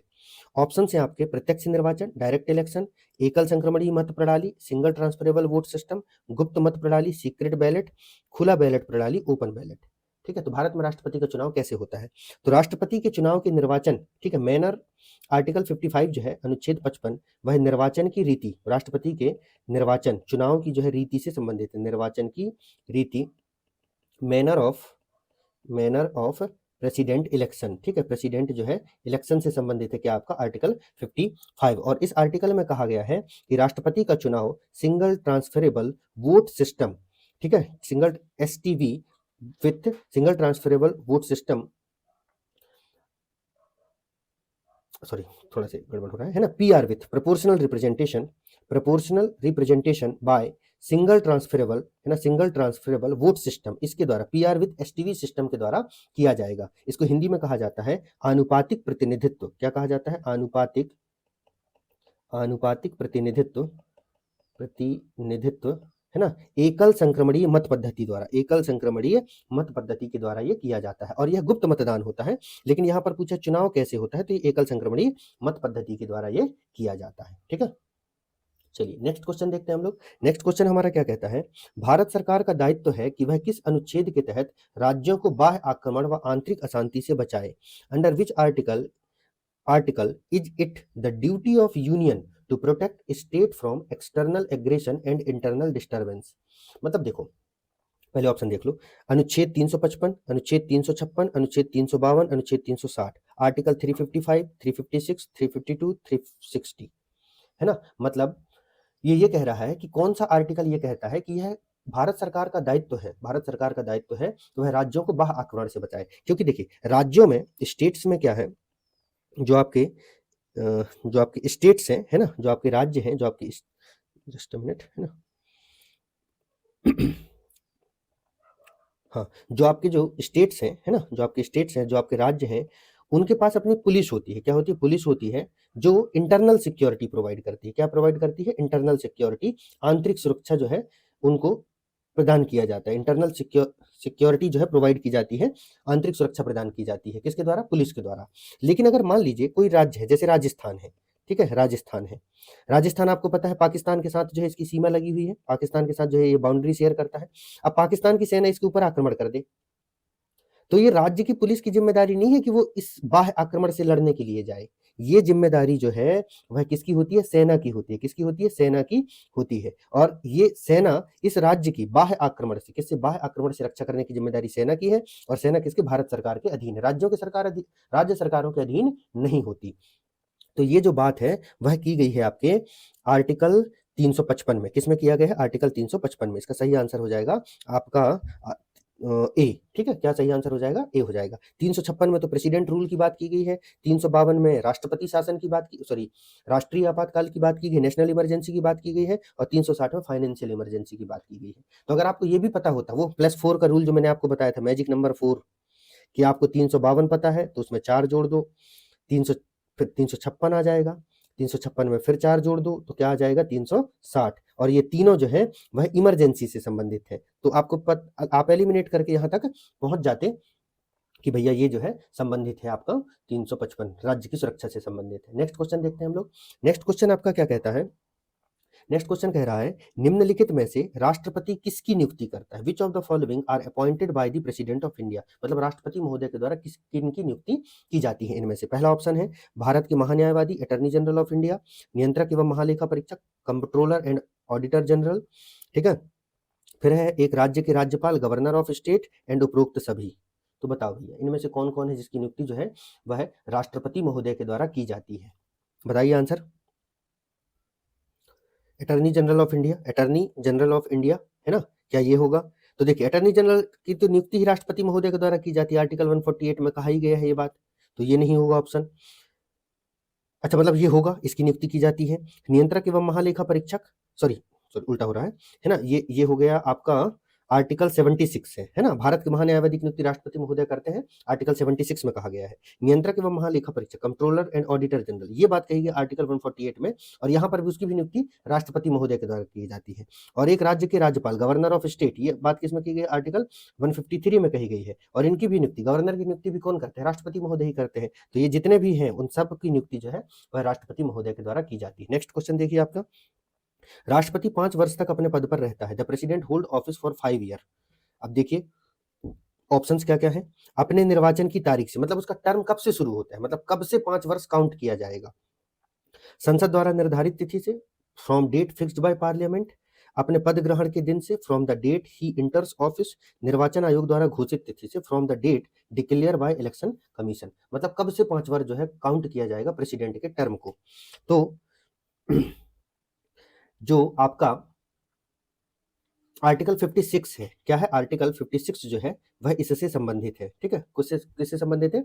राष्ट्रपति के जो है पद के कार्यकाल से संबंधित है। क्या? आर्टिकल 56, जिसमें कहा गया है कि राष्ट्रपति अपने पद ग्रहण करने के दिन से, अपने पद ग्रहण करने के दिन से, from date of enter office जो है उसका कार्यकाल जो है 5 वर्ष कंसीडर किया जाएगा। ठीक है, उसको बार बार ऐसे आप लोग याद करेंगे तो आपको ये चीजें याद हो जाएंगी। अब देखिए बहुत सारे छात्र, देखिए जो न्यूमोनिक से बहुत महत्वपूर्ण है उसमें कोई डाउट की बात नहीं है, क्योंकि जब हमारा माइंड कंफ्यूज हो जाता है, आर्टिकल्स में होता भी है, हम बहुत बार उनको पढ़ते हैं फिर भी दिमाग कंफ्यूज हो जाता है कि यार आर्टिकल 56 में टर्म ऑफ ऑफिस दिया हुआ है, मतलब उसका जो कार्यकाल दिया हुआ है, या 57 में दिया हुआ है, कंफ्यूज हो जाता है दिमाग, उसमें कोई बड़ी बात नहीं है। ऐसे कंडीशन में न्यूमोनिक्स जो भी होते हैं वो हमारे काम आते हैं। ठीक है, जैसे राष्ट्रपति के संदर्भ में जो न्यूमोनिक्स, उपराष्ट्रपति के संदर्भ में वो बहुत हेल्पफुल होते हैं। लेकिन सिर्फ न्यूमोनिक्स पढ़ के नहीं रह जाना है, थोड़ा सा उसके बारे में आगे भी डिटेल पढ़ लिया करना जब आप पीएससी वगैरह की तैयारी कर रहे हैं तो।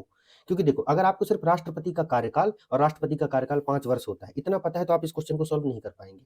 क्योंकि आपको ये पता भी होना जरूरी है कि राष्ट्रपति का कार्यकाल कब से शुरू होता है। क्या जिस दिन निर्वाचन की तारीख से शुरू हो गया, संसद द्वारा निर्धारित किया जाता है, या निर्वाचन आयोग द्वारा घोषित किया जाता है ग्रहण करने की, तो जिस दिन आप अपने ऑफिस में इंटर करते हैं उस दिन से राष्ट्रपति का कार्यकाल जो है वह 5 वर्ष माना जाता है।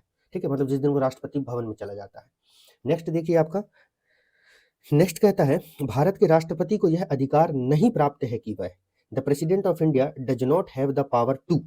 पहला ऑप्शन है क्षमा दान करे, ग्रांट पार्डन, सर्वोच्च न्यायालय के न्यायाधीशों को हटाए, रिमूव अ सुप्रीम कोर्ट जजेज, आपातकाल की घोषणा करे, है ना, आपातकाल की घोषणा करे, है ना, प्रोक्लेम इमरजेंसी, ठीक है, प्रोक्लेम इमरजेंसी, अध्यादेश जारी करे, इशू एन ऑर्डिनेंस। कौन सी शक्ति जो है वह भारत के राष्ट्रपति को जो है प्रदान नहीं की गई है, आपको जो है इसमें ये बताना है। ठीक है, तो देखिए भैया अब इसमें क्या है, क्षमादान की शक्ति राष्ट्रपति को प्रदान की गई है आर्टिकल 72 में। कहां पर की गई है? आर्टिकल 72 में राष्ट्रपति की क्षमादान शक्ति है। ठीक है। फिर सर्वोच्च न्यायालय के न्यायाधीश को हटाए, रिमूव अ सुप्रीम कोर्ट जजेज, ये शक्ति राष्ट्रपति महोदय को नहीं है भैया, ये शक्ति किसके पास है? पार्लियामेंट को है, पार्लियामेंट के पास है। ठीक है। पार्लियामेंट जो है वह इम्पीचमेंट लाइक प्रोसेस जो है, महाभियोग जैसी प्रक्रिया के माध्यम से सर्वोच्च न्यायालय के न्यायाधीश को हटा सकता है, राष्ट्रपति महोदय नहीं। राष्ट्रपति बाद में आदेश जारी करता है। प्रोक्लेम इमरजेंसी, ये पावर जो है राष्ट्रपति महोदय के पास है, इसमें कोई डाउट नहीं है। और अध्यादेश जारी करे, इश्यू ऑफ ऑर्डिनेंस, ये शक्ति भी राष्ट्रपति महोदय को दी गई है आर्टिकल 123 में, और ये हो गया 352 में। ठीक है। और रिमूवल ऑफ सुप्रीम कोर्ट जजेज आपका जो है ये किस आर्टिकल में, मैं क्लियर रिकॉल नहीं कर पा रहा हूँ, है ना, बता दूंगा मैं आपको। नेक्स्ट देखते हैं हम लोग। नेक्स्ट क्वेश्चन क्या कहता है? निम्नलिखित में से किसकी नियुक्ति भारत के राष्ट्रपति द्वारा की जाती है? Which of the following are appointed by the president of India? इस तरीके के क्वेश्चन इंपॉर्टेंट होते हैं, आप लोग थोड़ा सा इनको अच्छे से पढ़ लीजिएगा कि किसकी नियुक्ति राष्ट्रपति महोदय के द्वारा की जाती है और किसकी नियुक्ति गवर्नर के द्वारा की जाती है, क्योंकि स्टेट पीसीएस के एग्जाम में गवर्नर किन किन को अपॉइंट करता है ये भी पूछा जाता है ना। तो अब ऑप्शन देख लीजिए क्या क्या है। वित्त आयोग के अध्यक्ष, chairman of finance commission, NITI Aayog के अध्यक्ष, वाइस चेयरमैन ऑफ उपाध्यक्ष vice chairman of NITI Aayog, संघ राज्य क्षेत्र का मुख्यमंत्री, chief minister of A union territory. तो इनमें से किस किस को जो है वह राष्ट्रपति महोदय जो है अपॉइंट करते हैं। ठीक है। तो चलो देखते हैं भैया। वित्त आयोग के अध्यक्ष, आर्टिकल 280 में जो है फाइनेंस कमीशन की चर्चा की गई है और उसमें कहा गया है, इसके सब क्लॉज में कहा गया है कि उसकी नियुक्ति जो है वह राष्ट्रपति महोदय के द्वारा की जाएगी। राष्ट्रपति महोदय हर 5 वर्ष में जो है केंद्र और राज्य के मध्य करों के बंटवारे के लिए वित्त आयोग का गठन करेगा, जिसके अध्यक्ष की नियुक्ति राष्ट्रपति महोदय के द्वारा की जाएगी। ये बात कही गई है आर्टिकल 280 में, तो ये सही है। फिर है नीति आयोग के उपाध्यक्ष। नीति आयोग जो है एक मंत्री परिषदीय संकल्प, मतलब नॉन स्टैट्यूटरी बॉडी है, नॉन कॉन्स्टिट्यूशनल या नॉन स्टैट्यूटरी बॉडी है।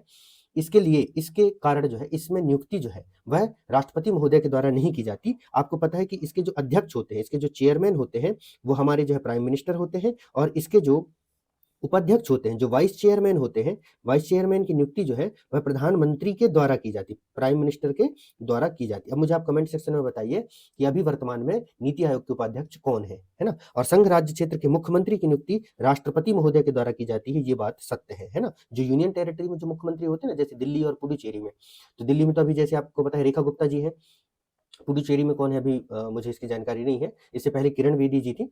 तो जो मुख्यमंत्री होते हैं उनकी नियुक्ति किसके द्वारा की जाती है?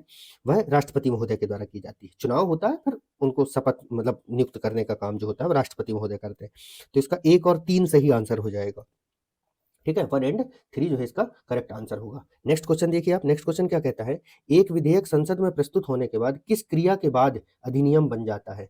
A bill introduced in parliament become an act after. ठीक है। पहला ऑप्शन है जब दोनों सदनों द्वारा पारित हो जाता है, when passed by both houses of parliament. जब राष्ट्रपति अपनी सहमति दे देता है, when the president give accent.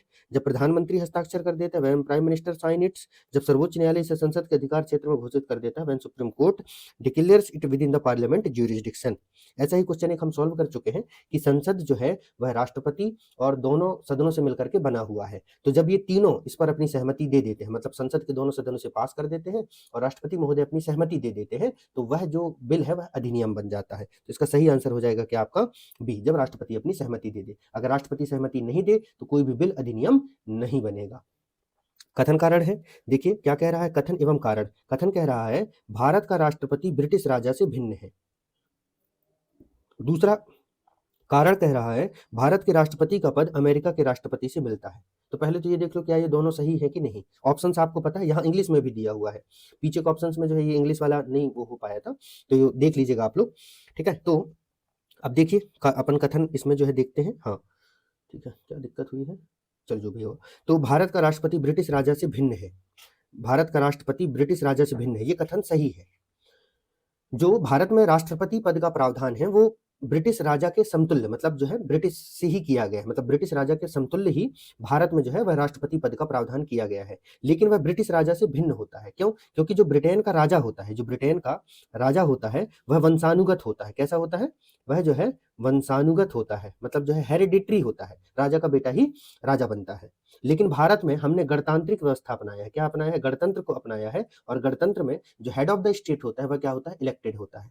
तो भारत का उपराष्ट्रपति ब्रिटिश राजा से भिन्न होता है, ये स्टेटमेंट तो सही है। दूसरा स्टेटमेंट क्या कह रहा है, भारत के राष्ट्रपति का पद अमेरिका के राष्ट्रपति से मिलता है। The position of the president of India is similar to that of the president of the united state. ये स्टेटमेंट सरासर गलत है, ठीक है, क्योंकि भारत के राष्ट्रपति का पद जो है अमेरिका के राष्ट्रपति से नहीं मिलता। क्यों? क्योंकि अमेरिका का राष्ट्रपति कार्यपालिका का वास्तविक प्रमुख होता है, लेकिन भारत में वह क्या होता है, नाम मात्र का प्रमुख होता है, ठीक है, तो नहीं मिलता है। तो ये स्टेटमेंट ही गलत है। तो अब ज्यादा इसमें दिमाग लगाने की जरूरत है नहीं, हमें पता है कि ए सही है और आर क्या है, गलत है, ठीक है। तो स्पष्टीकरण कर रहा है, नहीं करना है, उससे कोई लेना देना है नहीं। नेक्स्ट क्वेश्चन देखते हैं हम लोग। नेक्स्ट क्वेश्चन हमारा क्या है, नेक्स्ट क्वेश्चन आपका क्या कहता है, नेक्स्ट क्वेश्चन कहता है राष्ट्रपति के निर्वाचक मंडल के सदस्य होते हैं, member of the electoral college for presidential election are संसद के दोनों सदनों के निर्वाचित सदस्य, elected MPs of both houses, राज्य विधानमंडलों के दोनों सदनों के निर्वाचित सदस्य, elected member of both houses of state legislature, सभी राज्यों की विधानसभाओं के निर्वाचित सदस्य, elected MLAs of all state assemblies, ठीक है, ऑल स्टेट असेंबलीज, दिल्ली और पौंडीचेरी विधानसभाओं के निर्वाचित सदस्य, elected member of Delhi and Puducherry assemblies, है ना। तो इसमें से कौन कौन शामिल होते हैं, चलो देखते हैं। संसद के दोनों सदनों के निर्वाचित सदस्य शामिल होते हैं, राज्य विधानमंडलों के दोनों सदनों के निर्वाचित सदस्य, गलत, दोनों सदनों के नहीं होते भैया, केवल विधानसभा के होते हैं। राज्यों की विधानसभाओं के निर्वाचित सदस्य, सही। दिल्ली पुडुचेरी के निर्वाचित सदस्य, सही। तो दूसरा जहां जहां है उसको तो पहले काट दो, ठीक है। अब एक और तीन, अब एग्जामिनर ने यहाँ फंसाने के लिए भी ऑप्शन ये किया है कि अगर जिनको नहीं पता है तो दिल्ली पुडुचेरी में फंस जाएंगे, तो आपको याद रखना है कि वो भी शामिल होते हैं, ठीक है। चलो नेक्स्ट ऑप्शन देखते हैं हम लोग। नेक्स्ट ऑप्शन कहता है consider the following statement. Consider the following statement जो है कथन आधारित प्रश्न है, मतलब आपको जो है कथनों को, स्टेटमेंट्स को वो क्या करना है, कंसीडर करना है, और उसके बाद जो है कूट के माध्यम से वहां सही उत्तर देना है। पहला क्या कथन है, संघ की कार्यपालिक शक्ति प्रधानमंत्री में नहीं थे, executive power of the union is vested in the prime minister.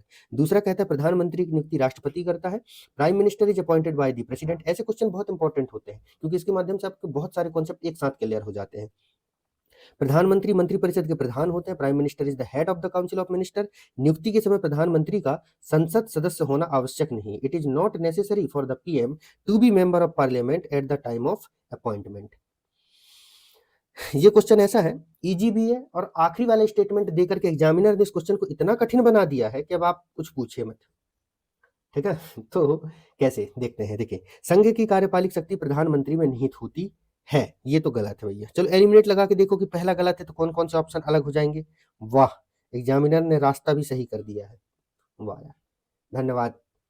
Examiner को हम जो है बहुत बहुत आभार व्यक्त करना चाहेंगे इसके लिए कि उन्होंने इतना सरल कर दिया है हमारे लिए। सही आंसर इसका सी है।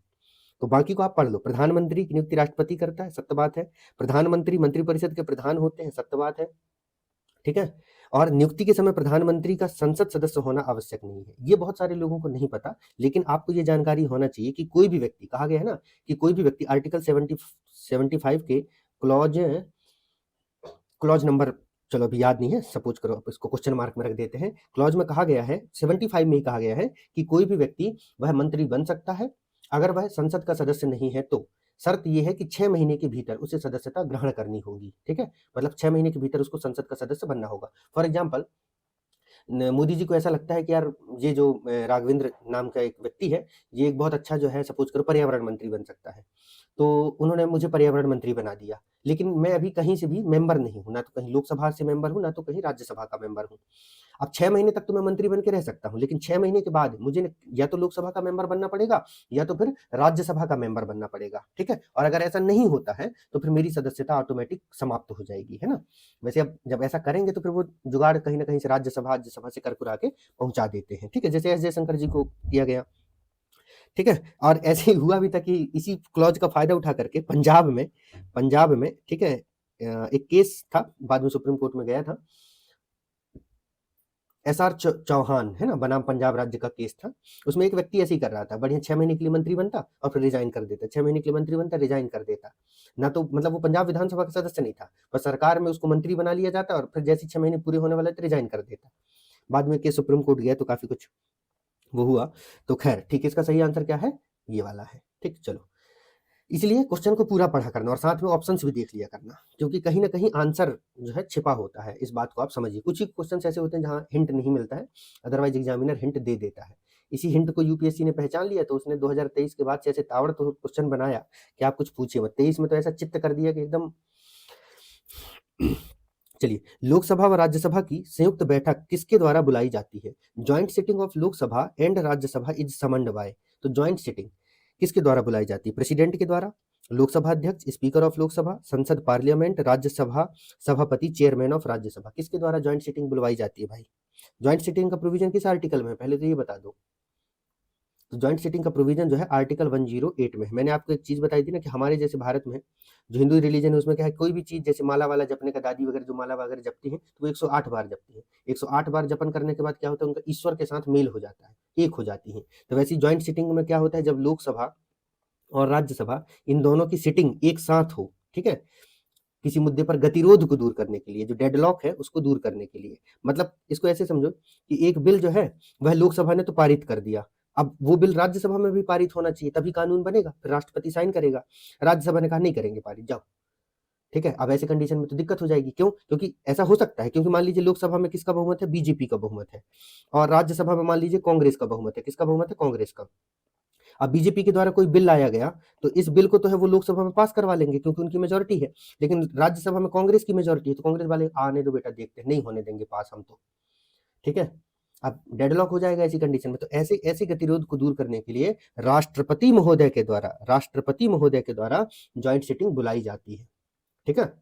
इस आशय से, इस इंटेंशन से, ये भी याद रखना, इंटेंशन शब्द भी याद कर लेना, क्योंकि एमपीपीएससी ने 2 बार इस क्वेश्चन को पूछ लिया, इंटेंशन, आशय से, ठीक है। इस गतिरोध को दूर करने से, आशय से, ये जो है वह क्या बुलवा सकते हैं, आपका जो है ज्वाइंट सिटिंग बुलवा सकते हैं। और इस ज्वाइंट सिटिंग की, इस संयुक्त बैठक की अध्यक्षता जो है लोकसभा स्पीकर के द्वारा की जाती है। किसके द्वारा की जाती है? लोकसभा स्पीकर के द्वारा की जाती है। ये बात भी आप लोग याद रखिएगा, ठीक है। चलिए नेक्स्ट क्वेश्चन देखते हैं, वह क्या है आपका, किसी क्षेत्र को अनुसूचित क्षेत्र घोषित करने का अधिकार किसके पास है? Who has the constitutional power to declare a geographical area as a schedule area? तो नो डाउट ये जो पावर है वह हमारे भारत देश के राष्ट्रपति के पास है। किसके पास है? भारत देश के राष्ट्रपति के पास है। आर्टिकल 344 के तहत ये कहा गया है कि राष्ट्रपति महोदय जो है किसी क्षेत्र को अनुसूचित क्षेत्र घोषित कर सकते हैं। नेक्स्ट क्वेश्चन देखिए, नेक्स्ट क्वेश्चन कहता है वह राष्ट्र का प्रतिनिधित्व करता है, स्टेटमेंट है किसी व्यक्ति का, वह राष्ट्र का प्रतिनिधित्व करता है परंतु राष्ट्र का नेतृत्व नहीं करता। यह उक्ति किस पर लागू होती है? He represent the nation but does not rule the nation refers to whom? मतलब वह राष्ट्र का प्रतिनिधित्व तो करता है लेकिन राष्ट्र का नेतृत्व नहीं करता। मतलब वो राष्ट्र को प्रेजेंट तो करता है, रिप्रेजेंट तो करता है, लेकिन रूल नहीं करता। जैसे अभी पुतिन जी आए हैं तो उनका स्वागत करने का अभी रात्रि भोज का जो प्रोग्राम है वो हमारे देश के राष्ट्रपति महोदय के द्वारा किया जाएगा, लेकिन उसके साथ जब जो भी संधि समझौते होंगे वो प्रधानमंत्री के द्वारा किया जाएगा। मतलब जो रूल करने का काम है, जो रूलिंग करने का काम है वो पीएम करते हैं और रिप्रेजेंटेशन का वो राष्ट्रपति। तो ये जो है भारत के राष्ट्रपति के संदर्भ में ये स्टेटमेंट जो है वह लागू होता है, ठीक है। तो उनके संदर्भ में ये बात कही गई है, ये बात कही गई है, एक व्यक्ति है उनके द्वारा ये कहा गया। चलो नेक्स्ट देखते हैं हम लोग। नेक्स्ट क्वेश्चन आपका क्या कहता है, अध्यक्षात्मक शासन प्रेसिडेंशियल सिस्टम का उदय सर्वप्रथम कहाँ हुआ था? Where did the presidential system first originate? मतलब ये अध्यक्षात्मक शासन व्यवस्था कहाँ से ओरिजिनेट हुआ था? पीएससी ने पूछा है 2006 में, ठीक है। ऑप्शन से आपके यूगोस्लाविया, मिस्र, इजिप्ट, स्विट्जरलैंड और संयुक्त राज्य America, United state of America. देखिए वर्तमान में शासन की 2 मुख्य पद्धतियां हैं, एक को कहा जाता है संसदीय, एक को क्या कहा जाता है? संसदीय, जो भारत में है ना, पार्लियामेंट्री, और दूसरे को कहा जाता है क्या? अध्यक्षात्मक, है ना, अध्यक्षात्मक प्रेसिडेंशियल, है ना, जो कि कहाँ पर है? अमेरिका में है। तो ये जो है भारत में पाया जाता है संसदीय शासन व्यवस्था, ब्रिटेन में पाया जाता है, और अध्यक्षात्मक व्यवस्था जो है वह पाया जाता है कहाँ पर? अमेरिका में, ठीक है। अमेरिका के अलावा और भी देश है जहाँ पर ये पाया जाता है। तो ये 2 मुख्य व्यवस्थाएं हैं। अब ये क्या है, इनका डिटेल हम पढ़ चुके हैं पहले। तो अध्यक्षात्मक व्यवस्था में क्या होता है, जो हेड ऑफ द नेशन होता है वह हेड ऑफ द एग्जीक्यूटिव भी होता है, मतलब उसका रियल हेड ऑफ एग्जीक्यूटिव भी होता है। तो ये प्रणाली, अध्यक्षात्मक व्यवस्था की जो प्रणाली है, इसका जन्म जो है कहाँ हुआ है? अमेरिका में हुआ है, संयुक्त राज्य अमेरिका में हुआ है ना। तो याद रखिएगा इस तरीके के क्वेश्चन। नेक्स्ट क्वेश्चन देखिए, नेक्स्ट क्वेश्चन आपका कहता है श्रीमती प्रतिभा पाटिल का भारतीय गणतंत्र के राष्ट्रपति के रूप में क्रम क्या था? What is the numerical order of Shrimati Pratibha Patil as president of India. ये क्वेश्चन बीपीएससी में पूछा गया है। बीपीएससी वाले तो खैर इस तरीके के क्वेश्चनों के लिए तैयार रहते हैं, कुछ क्वेश्चन बीपीएससी ऐसे पूछता ही है, ठीक है, जो दिमाग को हिला दे। वैसे क्रम याद कर लेते हैं, नहीं भी करते हैं, कुछ लोग याद भी कर लेते हैं, तो याद हो जाए, और नहीं हो याद तो ज्यादा परेशान भी नहीं होना। आज क्वेश्चन ऐसे कभी कभार पूछता है तो उनके पीछे बिल्कुल एकदम हमको पागल होकर नहीं पड़ जाना है, लेकिन जिनकी जिनके आने की प्रोबेबिलिटी ज्यादा होती है, ऐसे कॉन्सेप्ट्स को हम ज्यादा डिस्कस करते हैं। हाँ, आपको ये पता होना चाहिए कि भारत के राष्ट्रपति अब तक कौन कौन हुए हैं, आपको ये कंफ्यूजन नहीं होना चाहिए। शुरू में डॉक्टर राजेंद्र प्रसाद से लेकर के अभी वर्तमान द्रौपदी मुर्मू तक के जितने भी भारत के अभी तक राष्ट्रपति हुए हैं, उनके नाम जो है आपको क्या होने चाहिए, याद होने चाहिए, ठीक है। तो देखिए अब ऑप्शन में कौन कौन से दिया है, एक दिया है 10th नंबर की थी, 11th में थी, 12th में थी, 13th नंबर की थी। तो इसका सही आंसर है 12th नंबर की वो राष्ट्रपति बनी थी, 2007 में बनी थी, है ना, 2012 तक के लिए, ठीक है। इस समय जो है हम लोग 10th 12th में थे, तो पढ़ा करते थे कि भारत की पहली महिला राष्ट्रपति जो है वह श्रीमती जो है प्रतिभा पाटिल देवी जी बनी थी, ठीक है। तो उस समय का करंट था ये। अब मुझे कमेंट सेक्शन में बताओ द्रौपदी मुर्मू जी कौन से नंबर की प्रेसिडेंट बनी है ना। नेक्स्ट क्वेश्चन देखते हैं हम लोग। Next just a minute.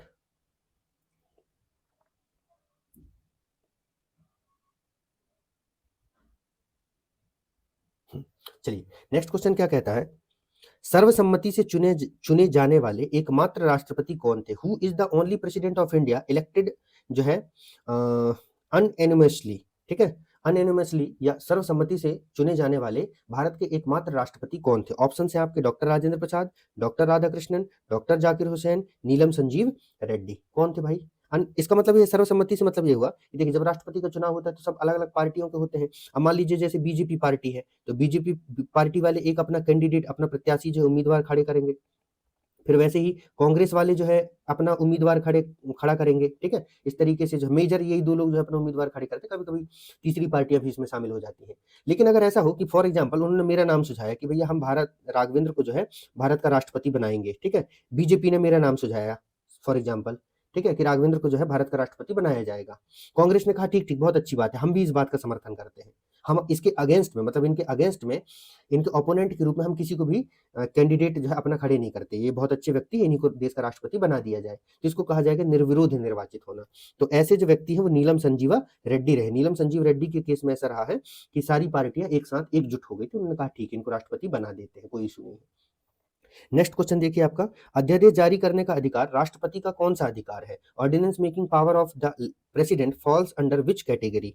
Option है आपके विधायी अधिकार है, लेजिस्लेटिव पावर है, प्रशासनिक है, एग्जीक्यूटिव पावर है, जुडिशियल है, न्यायिक पावर है, या व्यक्तिक मतलब पर्सनल पावर है, कैसा पावर है। Ordinance making power, ordinance making power का जो जिक्र है वह कहाँ किया गया है, आर्टिकल जो है 123 में किया गया है। इसके तहत जो है राष्ट्रपति महोदय के द्वारा जो है वह अध्यादेश जारी किया जा सकता है जब या तो दोनों सदन जो है सत्र में ना हो, या दोनों में से कोई एक सदन सत्र में ना हो, तब की कंडीशन में जो राष्ट्रपति अध्यादेश जारी कर सकते हैं। तो ये राष्ट्रपति की कौन सी पावर है। देखिए अध्यादेश जो होता है ना, अध्यादेश या जो ऑर्डिनेंस होता है, जो ऑर्डिनेंस आपका है वह है एक तरीके से समझ लो ये कानून के समतुल्य होता है। संसद के द्वारा पारित जो कानून है ना उसके जो है समतुल्य होता है, मतलब उसी के बराबर इसके पास पावर होता है, उतना ही पावर जो है ये होल्ड किए होता है। तो और संसद का काम क्या है, लेजिस्लेचर का काम है, संसद मतलब लेजिस्लेटिव काम है, कानून बनाने का काम है। तो अध्यादेश जारी करने की जो शक्ति है वो राष्ट्रपति की विधायी शक्ति है, लेजिस्लेटिव पावर है वो, ठीक है। और फिर क्या है, बहुत सारी जो नियुक्तियां करना वो सब करने का काम वो एग्जीक्यूटिव में आएगा, प्रशासनिक में आएगा। और क्षमादान शक्ति न्यायिक शक्ति में आएगा। व्यक्तिक शक्ति तो वो राष्ट्रपति अपने पद के दरमियान प्रयोग नहीं कर सकता, बाद में भले कर ले। तो राष्ट्रपति को सभी प्रकार की शक्तियां प्रदान की गई, विधायी भी है, एग्जीक्यूटिव भी है, जुडिशियल भी है, डिप्लोमेटिक भी है, ठीक है, फाइनेंशियल पावर भी दिया गया है। तो क्योंकि राष्ट्रपति देश के मुखिया, उनके पास सारी शक्ति है, व्यक्तिगत को छोड़ करके, है ना, क्योंकि व्यक्तिगत देश के मुखिया है। तो नेक्स्ट क्वेश्चन आप देखिए, नेक्स्ट क्वेश्चन क्या कहता है, भारत के राष्ट्रपति के पास कौन सी वीटो शक्तियां हैं, which veto power are available to the president of India. ठीक है, ये बहुत अच्छा क्वेश्चन है। आपका पहला ऑप्शन दिया है पूर्ण veto, absolute veto, pocket veto, निलंबित वीटो या सस्पेंसिव वीटो, उपरोक्त सभी, ऑल ऑफ द अबव। क्या सही आंसर होगा भैया, राष्ट्रपति के पास कौन कौन सी वीटो पावर है। पहले तो ये बताओ राष्ट्रपति का वीटो पावर किस आर्टिकल में है, किस अनुच्छेद में राष्ट्रपति को जो है वीटो पावर दिया गया है। तो भैया अनुच्छेद जो है 111 याद कर लो, क्या कर लो, है ना भाइयों बहनों, आपको ये याद रहना चाहिए, अनुच्छेद 111। इसमें राष्ट्रपति के विधेयकों पर सहमति है वीटो पावर से संबंधित है। और इसमें अनुच्छेद 111 में राष्ट्रपति को एब्सोल्यूट वीटो भी दिया गया है, पॉकेट वीटो भी दिया गया है और सस्पेंसिव वीटो भी दिया गया है ना? मतलब पूर्ण वीटो भी दिया है, पॉकेट वीटो भी दिया है, निलंबित वीटो भी दिया गया है। केवल एक वीटो जो कि जो है क्वालिफाइड वीटो है ना? क्वालिफाइड जो वीटो होता है, क्वालिफाइड वीटो को कहा जाता है आपका जो है योग्य वीटो। क्या कहा जाता है? योग्य वीटो जो है, ये पावर बस भारत के राष्ट्रपति के पास नहीं है, इंडिया के प्रेसिडेंट के पास नहीं है, अमेरिका के प्रेसिडेंट के पास ये भी है। पूर्ण वीटो, एब्सोल्यूट वीटो को जो है कई बार हिंदी में जो है आत्यांतिक वीटो भी कहा जाता है। क्या कहा जाता है? आत्यांतिक वीटो। कई किताबों में आत्यांतिक वीटो या पूर्ण वीटो उसी को कहते हैं। तो ये तीनों वीटो पावर जो है प्रेसिडेंट के पास है, लेकिन ये वीटो पावर नहीं है। ठीक है, चलिए, तो इसका सही आंसर क्या है? उपरोक्त सभी। नेक्स्ट क्वेश्चन हम लोग देखते हैं। नेक्स्ट क्वेश्चन क्या कहता है? किन किन परिस्थितियों में राष्ट्रपति संसद का संयुक्त अधिवेशन बुला सकते हैं? Under which circumstances can the president summon a joint sitting of parliament? बहुत बढ़िया प्रश्न है ये। क्यों? क्योंकि इस प्रश्न के माध्यम से आप ये समझ जाएंगे कि ऐसी कौन कौन सी दशाएं हैं जब ज्वाइंट सिटिंग बुलाई जा सकती है और कब ज्वाइंट सिटिंग नहीं बुलाई जा सकती। क्योंकि अभी हाल में ही पीएससी का पेपर, मध्य प्रदेश पीएससी का पेपर हुआ था, तो उसमें इस तरीके के प्रश्न पूछा गया था कि निम्न में से किस कंडीशन में जो है वह ज्वाइंट सिटिंग नहीं बुलाया जा सकता। ठीक है, तो आपको ये पता होना चाहिए कि कब ज्वाइंट सिटिंग बुलाया जा सकता है और कब ज्वाइंट सिटिंग नहीं बुलाई जा सकती है। ठीक है, चलिए, और अनुच्छेद 108 आपको याद रखना है। ऑप्शन देखिए, पहला ऑप्शन क्या कहता है? एक सदन द्वारा पारित विधेयक दूसरे सदन द्वारा रद्द कर दिया जाए। अ bill passed bye one house is rejected by another house. एक सदन द्वारा संशोधन दूसरे सदन द्वारा जो है अस्वीकार कर दिया जाए। Amendment proposed by one house rejected by the other house. अगला ऑप्शन आपका कहता है कि एक सदन द्वारा 6 माह तक कार्यवाही ना करना। मतलब क्या हुआ? एक सदन ने बिल भेजा दूसरे सदन को और दूसरा सदन उसको लेके बैठा हुआ है, कुछ बोल ही नहीं रहा, ना हाँ बोल रहा है ना बोल रहा है। No action taken for 6 month by one house. और उपर्युक्त सभी, क्या ये सभी कंडीशंस हैं जब संयुक्त बैठक बुलाई जा सकती है? तो अब आप बताइए भाई, क्या ये सारे वो कंडीशंस हैं जो जिसके बेसिस पर जो है संयुक्त बैठक बुलाया जा सकता है? तो हाँ, इसका सही आंसर जो है डी ही है कि ये सभी वो दशाएं हैं जब संयुक्त बैठक, ज्वाइंट सिटिंग जो है वह बुलाई जा सकती है ना? और इसी के साथ आपको ये भी चीज याद रखनी है कि ऐसी कौन सी कंडीशन है जब ज्वाइंट सिटिंग नहीं हो सकती। तो दो मुख्य कंडीशन आप याद रखिए जब ज्वाइंट सिटिंग है ना, जब जो संयुक्त बैठक है, जो ज्वाइंट सिटिंग है, ज्वाइंट सिटिंग जो है वह नहीं हो सकती है। वो दो मेजर कंडीशन ये है, एक तो जब मामला जो है संविधान संशोधन से जुड़ा हो, मतलब संविधान संशोधन जो विधेयक है ना, संविधान संशोधन विधेयक के केस में, ठीक है, संविधान संशोधन विधेयक के केस में, मतलब कॉन्स्टिट्यूशनल अमेंडमेंट बिल के केस में जो ज्वाइंट सिटिंग नहीं किया जा सकता है ना, ज्वाइंट सिटिंग नहीं किया जा सकता। और दूसरा जो है मनी बिल के केस में, धन विधेयक के केस में जो है, मनी बिल के केस में भी जो है वह ज्वाइंट सिटिंग नहीं बुलाई जा सकती। मनी बिल के केस में, मतलब जो है जो धन विधेयक है उसके केस में भी जो है वह ज्वाइंट सिटिंग नहीं बुलाई जा सकती। क्यों? क्योंकि देखो, धन विधेयक के केस में क्या है, राज्यसभा के पास ज्यादा पावर ही नहीं है, राज्यसभा के पास पावर है नहीं, तो वो बुलाने की जरूरत नहीं है। और संविधान संशोधन क्यों? क्योंकि संविधान संशोधन में भी अगर ज्वाइंट सिटिंग होता तो लोकसभा इस पावर को मिसयूज कर लेता, क्योंकि ज्वाइंट सिटिंग में जो है लोकसभा का बोलबाला रहता है। मतलब फिर बीजेपी वाले या कभी कांग्रेस वाले पूरा संविधान ही बदल देते। ठीक है, नेक्स्ट क्वेश्चन देखिए आपका। नेक्स्ट क्वेश्चन क्या कहता है? निम्नलिखित में से कौन से राष्ट्रपति पूर्व में केंद्रीय गृह मंत्री थे? Which of the following president had been union minister earlier? है ना, ये यूपी लोअर में पूछा गया था। अगर आप राष्ट्रपति के बारे में कुछ चीजें ऐसे जानना चाहते हैं, है ना, तो वैसे तो मैं राष्ट्रपति की मेरी क्लासेस हैं, अपने एकेडमी की क्लासेस में भी मैंने राष्ट्रपति वाले चैप्टर को पढ़ाया है। और अगर आपको थोड़ा सा और डिटेल में पढ़ना हो तो उसके लिए जो है मैं गौतम इस एकेडमी में पढ़ाता हूँ, वहाँ के उसमें भी मैंने वहाँ पर पढ़ाया है, तो उसके भी वीडियो जो है वो उनके प्लेलिस्ट में होंगे, तो वहाँ से आप उसको जा करके देख सकते हैं, है ना। तो ये सारी चीजें उनके हर राष्ट्र जितने भी प्रेसिडेंट हैं उनके डिटेल जो है वहाँ पर हम जो है एक्सप्लेन किया हूँ मैंने, कि कौन से राष्ट्रपति का उनका बैकग्राउंड बताया गया है मेरे द्वारा। ठीक है, और नहीं है तो मैं भी एक काम करता हूँ, विद इन वीक में एक वीडियो आपके लिए बना दूंगा जिसमें सारे राष्ट्रपति की डिटेल आपको प्रोवाइड करवा दी जाएगी, है ना, राष्ट्रपति की भी और प्रधानमंत्री की भी। तो इसमें से ऑप्शन देख लीजिए आप, ऑप्शन क्या क्या है आपके? वीवी गिरी है, ज्ञानी जैल सिंह है, डॉक्टर जाकिर हुसैन है और आर वेंकट रमन है। तो इसमें से ये पूछ रहा है कि कौन केंद्रीय गृह मंत्री थे, है ना, केंद्रीय गृह मंत्री थे। तो आपको ये पता होना चाहिए कि जो आपके यहाँ पर ज्ञानी जैल सिंह जो थे वो गृह मंत्री भी थे, केंद्रीय गृह मंत्री थे पहले, है ना, और फिर बाद में जो है ये प्रेसिडेंट बन गए थे। ठीक है, और अगर हम जाकिर हुसैन की बात करें, डॉक्टर जाकिर हुसैन की, तो डॉक्टर जाकिर हुसैन जो है पहले बिहार के गवर्नर रहे हैं, है ना, पहले बिहार के गवर्नर रहे हैं और फिर उसके बाद, ऐसा तो कुछ इनका इतिहास है, चलो इसको अपन डिस्कस कर लेंगे। अभी इसका आंसर तो ज्ञानी जैल सिंह जी है ना। नेक्स्ट देखते हैं हम लोग नेक्स्ट क्वेश्चन। नेक्स्ट क्वेश्चन आपका क्या कहता है? नेक्स्ट क्वेश्चन कह रहा है राष्ट्रपति द्वारा जारी अध्यादेश संसद का अधिवेशन आरंभ होने के कितने दिनों तक प्रभावी रह सकता है? For how long does an ordinance remain valid after parliament meets? 2 महीना, 2 मंथ, 6 वीक, 6 सप्ताह, 6 महीना, 6 month, none of the above. देखो, अध्यादेश का एक कार्यकाल होता है। कार्यकाल कैसा कि आपको पता है कि अध्यादेश ऑर्डिनेंस को जो है जिस दिन इशू किया जाता है, मान लीजिए आज तारीख है, सपोज कर लो, थोड़ी देर के लिए समझ लो कि मान लीजिए आज तारीख है 1 दिसंबर, और 1 दिसंबर को जो है अगर ऑर्डिनेंस इशू किया गया है, ऑर्डिनेंस जो है जारी किया गया है, तो इसका जो कार्यकाल है वो 6 मंथ का होता है। कितने मंथ का होता है? 6 मंथ का होता है, 6 महीने का होता है। लेकिन इस 6 महीने के भीतर इसे जो है लोकसभा और राज्यसभा इनके द्वारा क्या किया जाता है? अनुमोदित किया जाना होता है, मतलब इसको जो है पास करना होता है, तब तो ये आगे कानून बन जाता है। मान लीजिए अब अगर ऐसा हो कि इसको अनुमोदित करने के पहले ही, ठीक है, मतलब 6 महीने का, सॉरी यहाँ नहीं आएगा, ये बीच में नहीं आएगा, 1 मिनट रुकिएगा, ये बीच में नहीं आएगा, ये आपातकाल का स्ट्रक्चर हो गया। मतलब 6 महीने का इसका टाइम होता है। 6 महीने के जस्ट बाद जो है, 6 महीने के बाद जो है 6 हफ्ते का, मतलब इस दिन 6 महीने तक सेशन नहीं हुआ और इस दिन जो है बैठक प्रारंभ हुई। क्या हुई? बैठक, सिटिंग जो है प्रारंभ हुआ, पार्लियामेंट का सेशन प्रारंभ हुआ, तो इसके बाद जो है इनको 6 वीक का टाइम दिया जाता है। कितने का टाइम दिया जाता है? 6 वीक का टाइम दिया जाता है कि 6 महीने में लोकसभा और राज्यसभा के द्वारा जो है इसको क्या कर दिया जाए? पास कर दिया जाए। अगर इसको दोनों हाउसेस ने पास कर दिया तब तो ये कंटिन्यू आगे कानून बन जाएगा, और अगर नहीं तो ये लैप्स कर जाएगा, है ना। तो 6 महीने तक ये प्रभावी रहता है। और हाँ, ये क्या कह रहा है?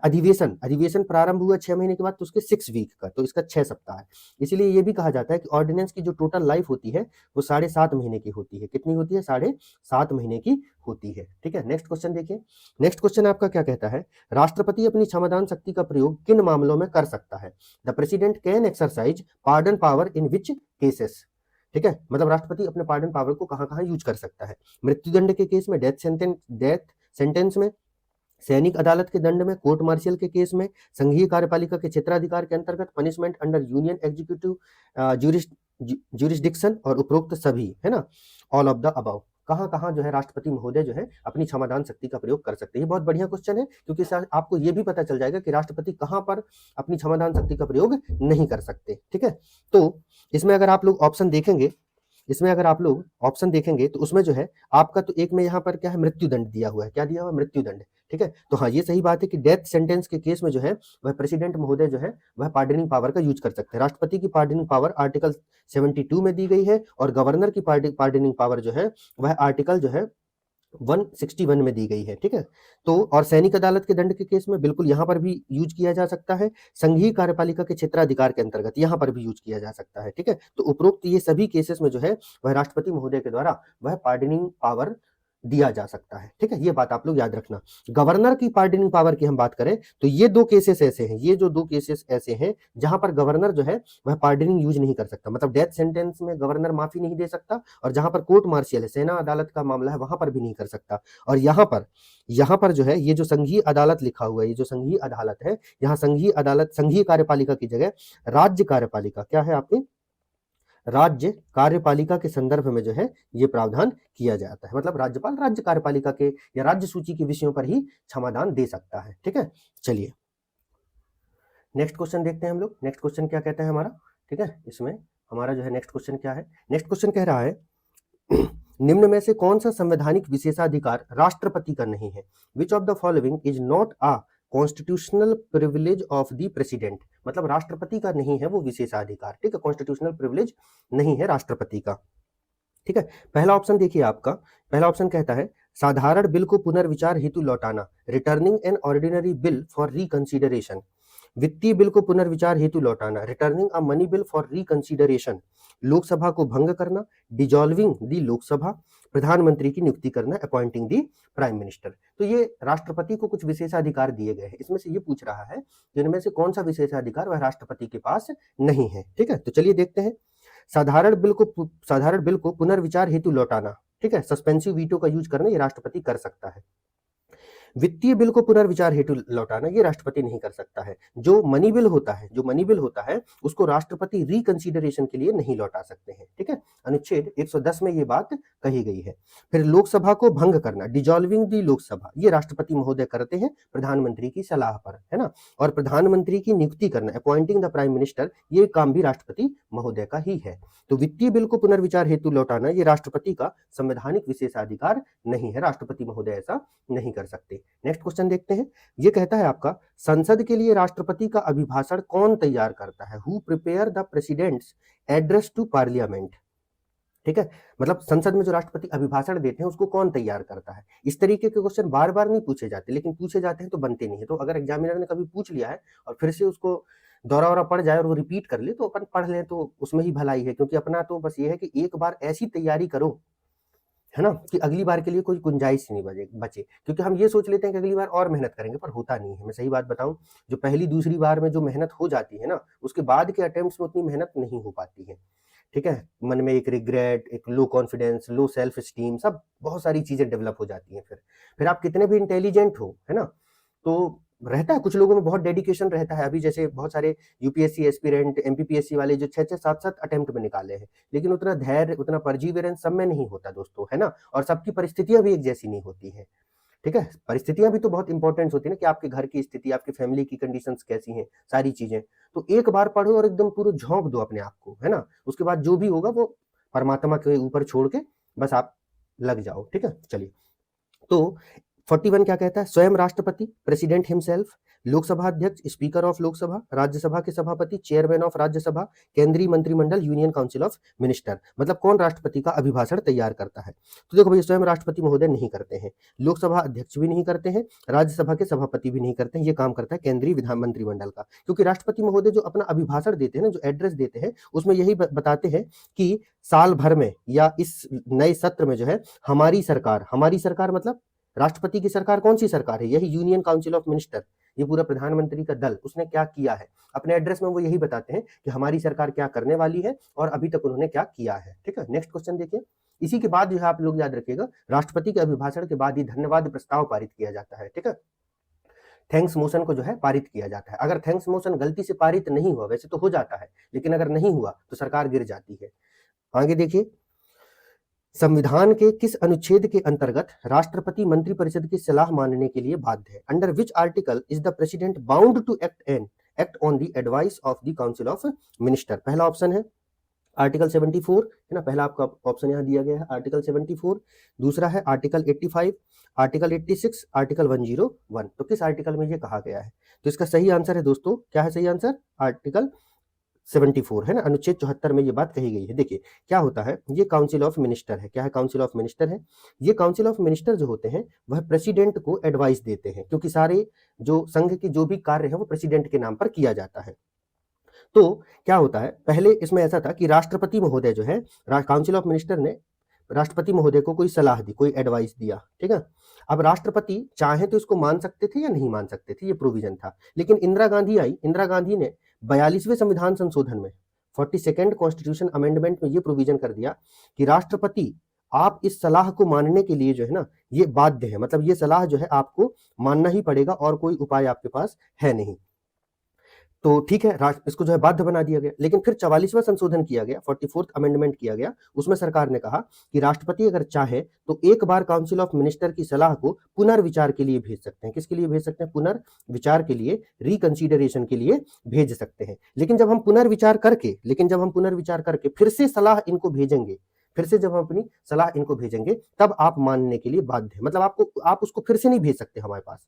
ठीक है, एक बार ही भेज सकते हो, वन टाइम अलाउड है, एक बार जो है पुनर्विचार के लिए भेज सकते हो। लेकिन बार बार यही नहीं खेलने लग जाना, फिर से सोच लो, फिर विचार कर लो। ठीक है, तो इस तरीके का जो है प्रोग्राम यहाँ पर नहीं चलेगा। ये है। नेक्स्ट क्वेश्चन देखिए आप लोग। नेक्स्ट क्वेश्चन आपका क्या कहता है? नेक्स्ट क्वेश्चन कहता है, संविधान असाधारण परिस्थितियों में राष्ट्रपति को राज्यपाल के कृत्यों के निर्वहन हेतु प्रावधान कर सकता है। ठीक है, संविधान असाधारण परिस्थितियों में राष्ट्रपति को, है ना, राज्यपाल के कृत्यों के निर्वहन हेतु प्रावधान करने का अधिकार दिया है या कर सकता है। ठीक है, ये बात कही गई है। तो ये पूछ रहा है, under which article can the president make such provision for the discharge of the function of a governor under exceptional circumstances. मतलब कोई अगर एक्सेप्शनल सर्कमस्टेंसेस हो तब किस अनुच्छेद के अंतर्गत जो है वह प्रेसिडेंट महोदय के द्वारा जो है प्रोविजंस किए जा सकते हैं। प्रोविजंस जैसे फॉर एग्जांपल मान लीजिए एक ही राज्य के गवर्नर को दो राज्य का कार्यभार सौंप देना या कोई अन्य कार्यभार सौंप दिया जाए, है ना।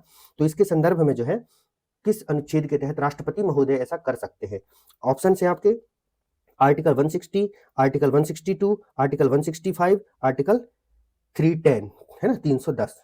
तो देखो 162 तो नहीं होगा, 165 जो है नहीं होगा, यह राज्य के महाधिवक्ता से संबंधित है ना, राज्य के महाधिवक्ता से संबंधित है। आर्टिकल ये भी नहीं होगा क्योंकि अब आपको ये पता होना चाहिए, और इसका सही आंसर होगा आपका अनुच्छेद 160। सही आंसर क्या होगा? अनुच्छेद 160 के तहत जो है ये प्रावधान है। इसको याद कर लीजिएगा, स्टेट पीसीएस में इस तरीके के क्वेश्चन पूछे जाते हैं, है ना। नेक्स्ट क्वेश्चन देखिए, नेक्स्ट क्वेश्चन कहता है कौन सा कथन असत्य है? Which of the following statement is false? पहला ऑप्शन है आपका राष्ट्रपति पद के लिए आयु न्यूनतम 35 वर्ष, minimum age of president is 35 year, उपराष्ट्रपति राज्यसभा के सभापति बनता है, vice president is chairman of Rajya Sabha, उपराष्ट्रपति का चुनाव राष्ट्रपति करता है, vice president is elected by president, प्रथम राष्ट्रपति डॉक्टर राजेंद्र प्रसाद थे, first president was doctor Rajendra Prasad. आपको बताना है गलत कौन सा है, देख लेते हैं, है ना। क्या कह रहा है? राष्ट्रपति पद के लिए आयु न्यूनतम आयु 35 वर्ष है, ये बात तो सही है भैया। उपराष्ट्रपति राज्यसभा के सभापति बनते हैं, vice president is ex officio chairman of Rajya Sabha, ये बात भी सही है, ठीक है। फिर ये बात किसमें कही गई है? आर्टिकल जो है 64 में ये बात कही गई है ना।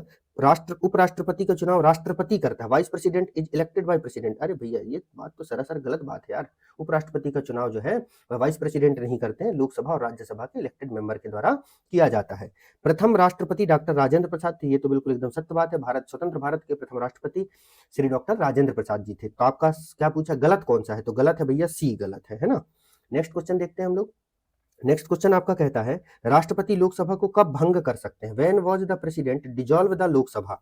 ठीक है, मतलब राष्ट्रपति जो है कब लोकसभा को जो है भंग कर सकते हैं। पहला ऑप्शन है प्रधान न्यायाधीश की अनुशंसा पर on chief justice of India recommendation, Lok Sabha की अनुशंसा पर ऑन लोकसभा रिकमेंडेशन, केंद्रीय मंत्रिमंडल की अनुशंसा पर on recommendation of union council of minister, और राज्यसभा की अनुशंसा पर ऑन राज्यसभा रिकमेंडेशन। तो इसका आंसर आपको पता होना चाहिए, केंद्रीय मंत्रिमंडल या प्रधानमंत्री की अनुशंसा पर राष्ट्रपति महोदय जो है वह किसको, आपके जो लोकसभा है उसको भंग कर सकते हैं। ठीक है, इस बात को जो है आप लोग थोड़ा सा याद रखिएगा। जस्ट मिनट, मुझे 1 मिनट का समय दीजिएगा आप लोग, है ना।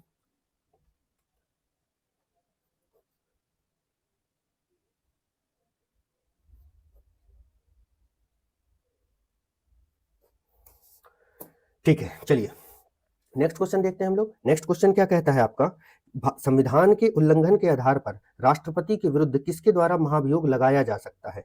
Who can initiate impeachment against the president for violation of constitution? Comment में बताओ इंपीचमेंट का प्रोविजन, इंपीचमेंट ऑफ प्रेसिडेंट किस आर्टिकल में है, या राष्ट्रपति पर महाभियोग की प्रक्रिया किस अनुच्छेद में वर्णित की गई है?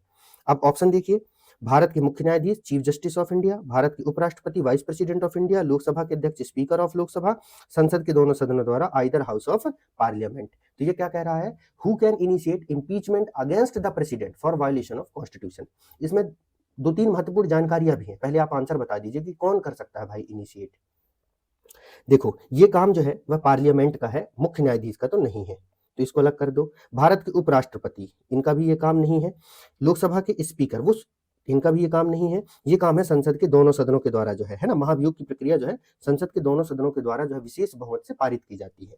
तो इसमें तो एक है आपका क्या, आर्टिकल 61। आर्टिकल 61 में ये पूरी जो है प्रक्रिया दी गई है, महाभियोग की पूरी प्रक्रिया का वर्णन किया गया है, जिसमें कहा गया है लोकसभा या राज्यसभा दोनों में से किसी एक में जो है यह महाभियोग की प्रक्रिया जो है प्रारंभ की जा सकती है। और केवल एक ही आधार है जिसके आधार पर राष्ट्रपति महोदय को हटाया जा सकता है, वो आधार है वायलेशन ऑफ कॉन्स्टिट्यूशन। इसके अलावा और किसी संविधान का उल्लंघन, इसके अलावा और कोई भी आधार संविधान में नहीं बताए गए। तो एग्जामिनर आपसे पूछने लग जाए कि मान लीजिए राष्ट्रपति को उसके पद से महाभियोग द्वारा हटाया जा सकता है, निम्न में से किस आधार पर राष्ट्रपति को उसके पद से महाभियोग से हटाया जा सकता है, और उसमें 3-4 स्टेटमेंट दे दे, संविधान के उल्लंघन के आधार पर जो है दिवालिया घोषित हो जाने पर, मेंटली अनसाउंड हो जाने पर, है ना, या फिर कह दे जो है भारत की नागरिकता त्याग देने पर, और फिर कूट दे है ना कि निम्न में से कौन कौन से सही है, 1 2 3 2 3 4। अब उसमें से आपको लगने लगेगा अरे बताओ कोई पागल रहेगा तो कैसे राष्ट्रपति बनेगा, भारत की नागरिकता छोड़ देगा तो कैसे राष्ट्रपति बनेगा, और आप सब सही करके आ गए। तो ऐसा नहीं है, वहां एक ही प्रोविजन सही, क्योंकि संविधान ने यही बस कहा है, भारत की नागरिकता छोड़ेगा वो भी संविधान का उल्लंघन है। ठीक है, अनसाउंड माइंड हो जाए तो एक तरीके से वो भी अपने कार्यों को सही तरीके से लागू नहीं कर पाएगा। तो इस तरीके से केवल ये ग्राउंड आपको याद रखना है। नेक्स्ट क्वेश्चन देखिए, काटो क्वेश्चन में से बना के अगले क्लास में हम लोग डिस्कस करते हैं, है ना। भारत के राष्ट्रपति को कार्य अवधि की समाप्ति से पूर्व भी पद से हटाया जा सकता है। The president of India can be removed before expiry of term by, कैसे हटाया जा सकता है? सत्ताधारी राजनीतिक दल द्वारा, बाय रूलिंग पॉलिटिकल पार्टी, प्रधानमंत्री द्वारा, बाय प्राइम मिनिस्टर, महाभियोग द्वारा, बाय इंपीचमेंट, न्यायालय में ट्रायल द्वारा, बाय ट्रायल। तो भैया आपको ये जानकारी होनी चाहिए कि एक बार कोई व्यक्ति अगर राष्ट्रपति बन गया तो उसको हटाने का फिर एक ही तरीका है, या तो वो 5 साल का अपना पूरा कार्यकाल पूरा करेगा, या फिर उसके ऊपर महाभियोग प्रक्रिया लेके आइए, या तो फिर वो खुद रिजाइन कर दे, है ना। अन्य कोई तरीका है नहीं उसको हटाने का, ठीक है। या तो उनकी डेथ हो जाए तो वो तो है ही, या तो मरवा दो उनको, या तो रेजिग्नेशन ले लिया जाए उनसे कैसे भी करके दबाव वगैरह बना के, या तो फिर महाभियोग के माध्यम से हटाया जाए, ठीक है। और कोई दूसरा रास्ता है नहीं। ऐसा नहीं है कि सत्ताधारी राजनीतिक पार्टी कहे कि अब आप जो है हम आपको हटा रहे हैं तो हट जाए, ऐसा नहीं। नेक्स्ट क्वेश्चन देखिए, नेक्स्ट क्वेश्चन कहता है किस संशोधन द्वारा राष्ट्रपति को मंत्रिपरिषद द्वारा पुनर्विचार हेतु मामला वापस भेजने का अधिकार दिया गया है? Which constitutional amendment gave the president power to send a matter back for reconsideration? देखो ये मैं भी आपको थोड़ी देर पहले एक्सप्लेन कर दिया हूं। इसका सही आंसर है 44वां संशोधन। 42 में तो कहा था कि आपको जो हम बोल दिए वो मानना है, लेकिन 44वें में फिर कहा गया कि एक बार सोच लेना भाई, इतने बड़े पद में बैठे हो, आपकी भी तो कोई अधिकार है ना। ऐसा थोड़ी कि हमने जो कह दिया वो मानोगे ही मानोगे, है ना।